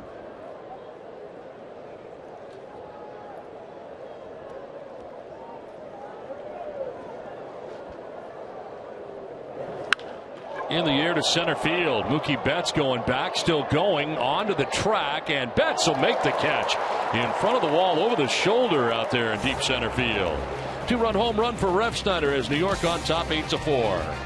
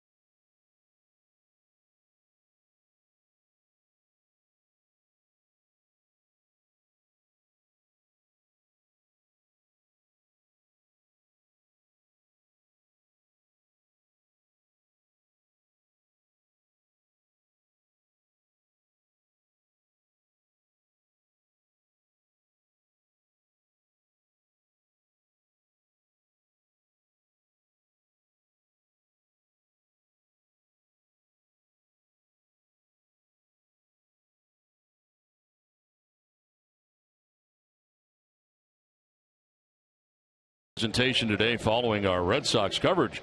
Learn what it's like to be the NESN game director and find out how much reaction time Hanley Ramirez needed to hit this one-armed home run. NESN Clubhouse is presented by Delta Dental of Massachusetts. Now it is 8-4. New York now on top with the 2 runs they gathered in the top half of the inning. And the Yankees closer in a non-save situation. Andrew Miller 29th appearance, 0-1 with a 1.59 earned run average. Opponent's hitting at just 101 against Andrew Miller. Takes over for Dylan Betances, who went an inning and a third of relief. 1 hit and 2 strikeouts. There's a strike to Brock Holt, who singled in the first inning, but since then has struck out 3 times.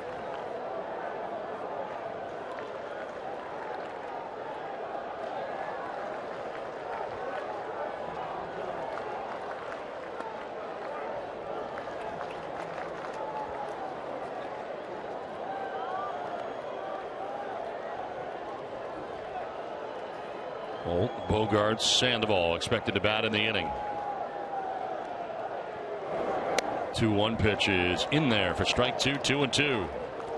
Andrew Miller with that same combination from the left side that Betances has from the right side, that fastball breaking ball combination.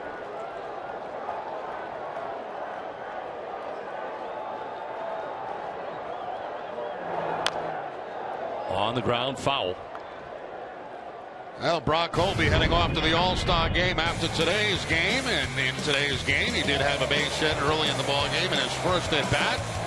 A bloop to center field, a couple of defensive plays, a force out at second, and of course a nice play on A-Rod, a line drive where he turns it into a double play.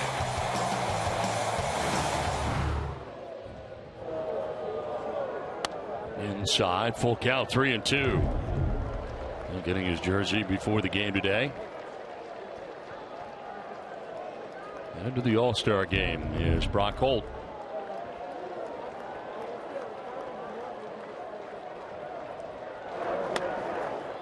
Ball 4 and a leadoff walk for Holt to begin things here in the 9th inning. Miller missing with the breaking ball.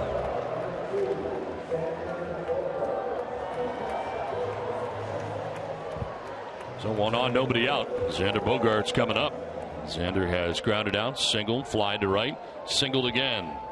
Both of his singles going to center field.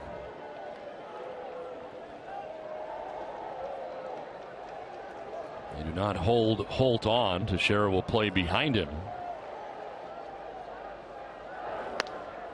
As Bogaerts takes strike 1.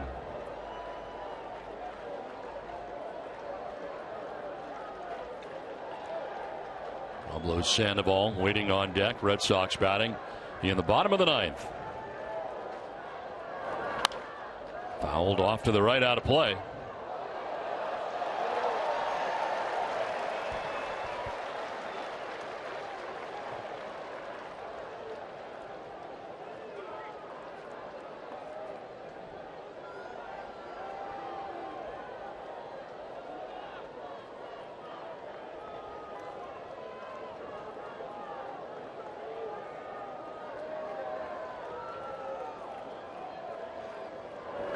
Swing and a miss, and Bogaerts strikes out. So the first strikeout for Miller is out number 1 to the bottom of the 9th. A steady diet of sliders that time from Andrew Miller, and this last one pretty nasty, down and in on Bogaerts, well off the plate. Xander not close to contact on that pitch. So 1 out, 1 on for Pablo Sandoval. Sandoval 1 for 4 today, and an RBI single back in the 3rd inning.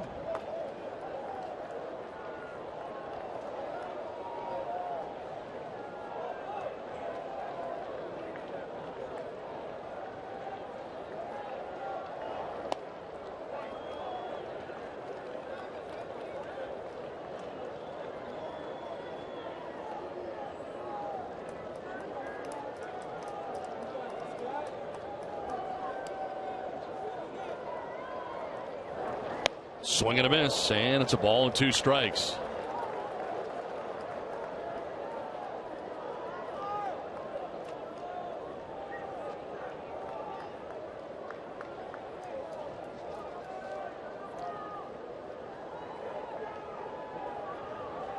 Well, worked on Friday night.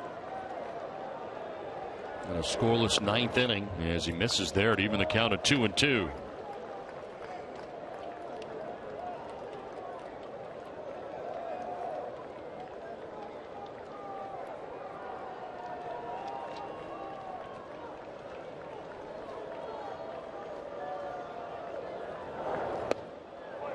Full count.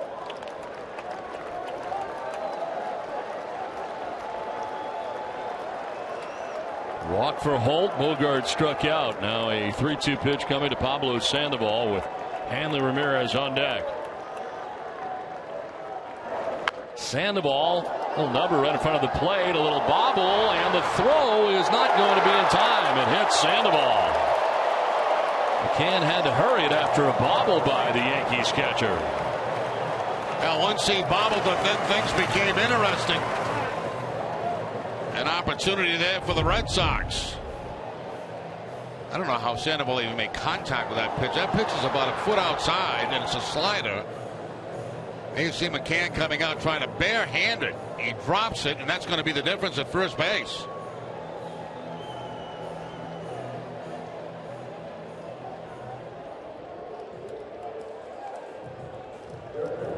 Now Pablo Sandoval going to be pinch run for here. That's the day for Pablo.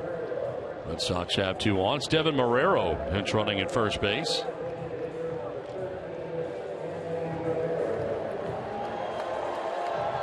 Two on, 1 away. Hanley Ramirez, the batter.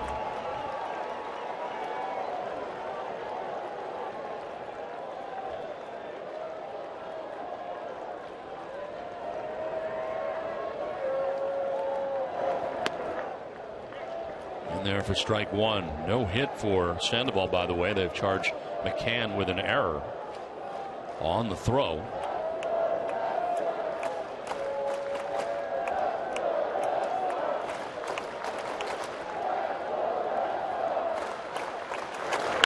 On the ground, back to Miller. He'll go to second base and throw it into center field. Around comes Holt. He will score. Stopping at third base, Marrero. Hanley Ramirez aboard at first base, and the Red Sox will bring the tying run to the plate. Well, it's amazing how many times you see that. A ball back to the middle. They cannot execute the throw to second base. So a couple of errors in this inning have given the Red Sox some life. This might have been a double play to end the game. He sets himself up right, but the throw is going to get by Refsyder, the second baseman. Threw it kind of across his body to him at second base. Did not lead him to the bag. And the Red Sox pick up a run.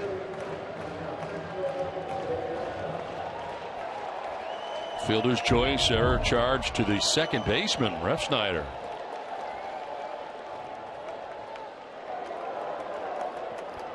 Alejandro De Aza standing in with runners at first and third. He represents the tying run here in the bottom of the 9th. And De Aza takes strike 1.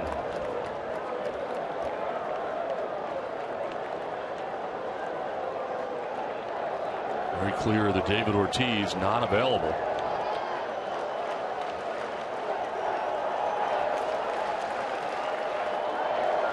Swing and a miss, 0-2, taking second base uncontested is Hanley Ramirez on a defensive indifference. And the advantage of having a big lead, you don't have to hold the runner on. Hanley's run doesn't mean much at this time. It's for the Yankees anyway. It's get the hitter.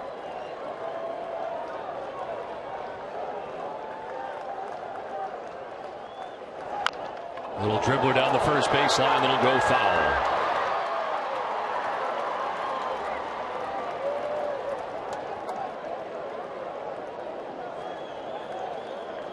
Marrero back to third. Hanley Ramirez back to second. Shane Victorino waiting on deck.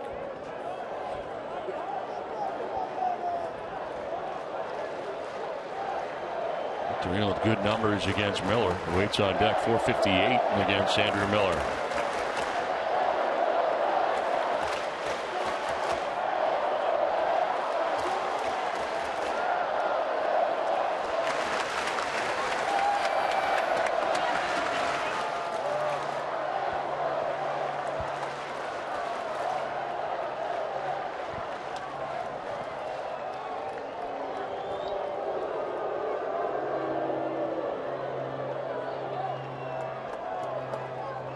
Pinch running at third. Hanley Ramirez at second.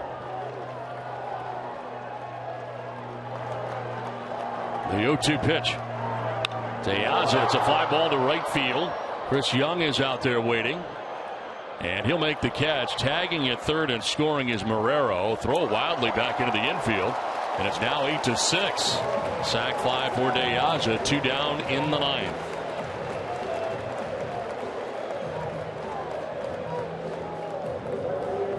Ramirez remaining at second base. And Shane Victorino coming up. Here are the numbers. 11 for 24 against Andrew Miller at .458. And the key number, the 2 home runs. Shane would like to make that 3 right now and tie this up.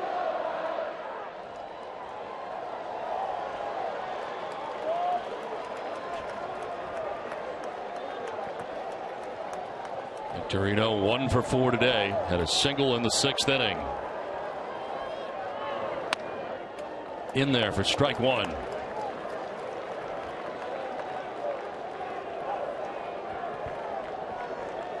Non-save situation for Andrew Miller, and he has given up a couple of runs, a couple of errors in this inning. Ball and a strike to Victorino.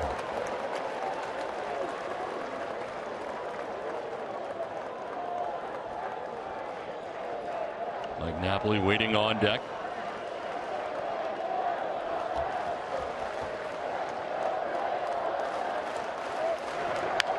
Popped up in a shallow left. Out goes Gregorius to make the catch and to end the ball game. D.D. Gregorius in short left field runs that down. The Red Sox with a couple of runs in the bottom of the 9th inning, but they come up short as the Yankees take 2 out of 3 from the Red Sox in this series from Fenway Park that wraps up the unofficial first half of the season with the All-Star break coming up now. And the Yankees take 2 out of 3 in this series against Boston. And today they beat the Red Sox 8-6 as we send it to Adam Pellerin. Adam?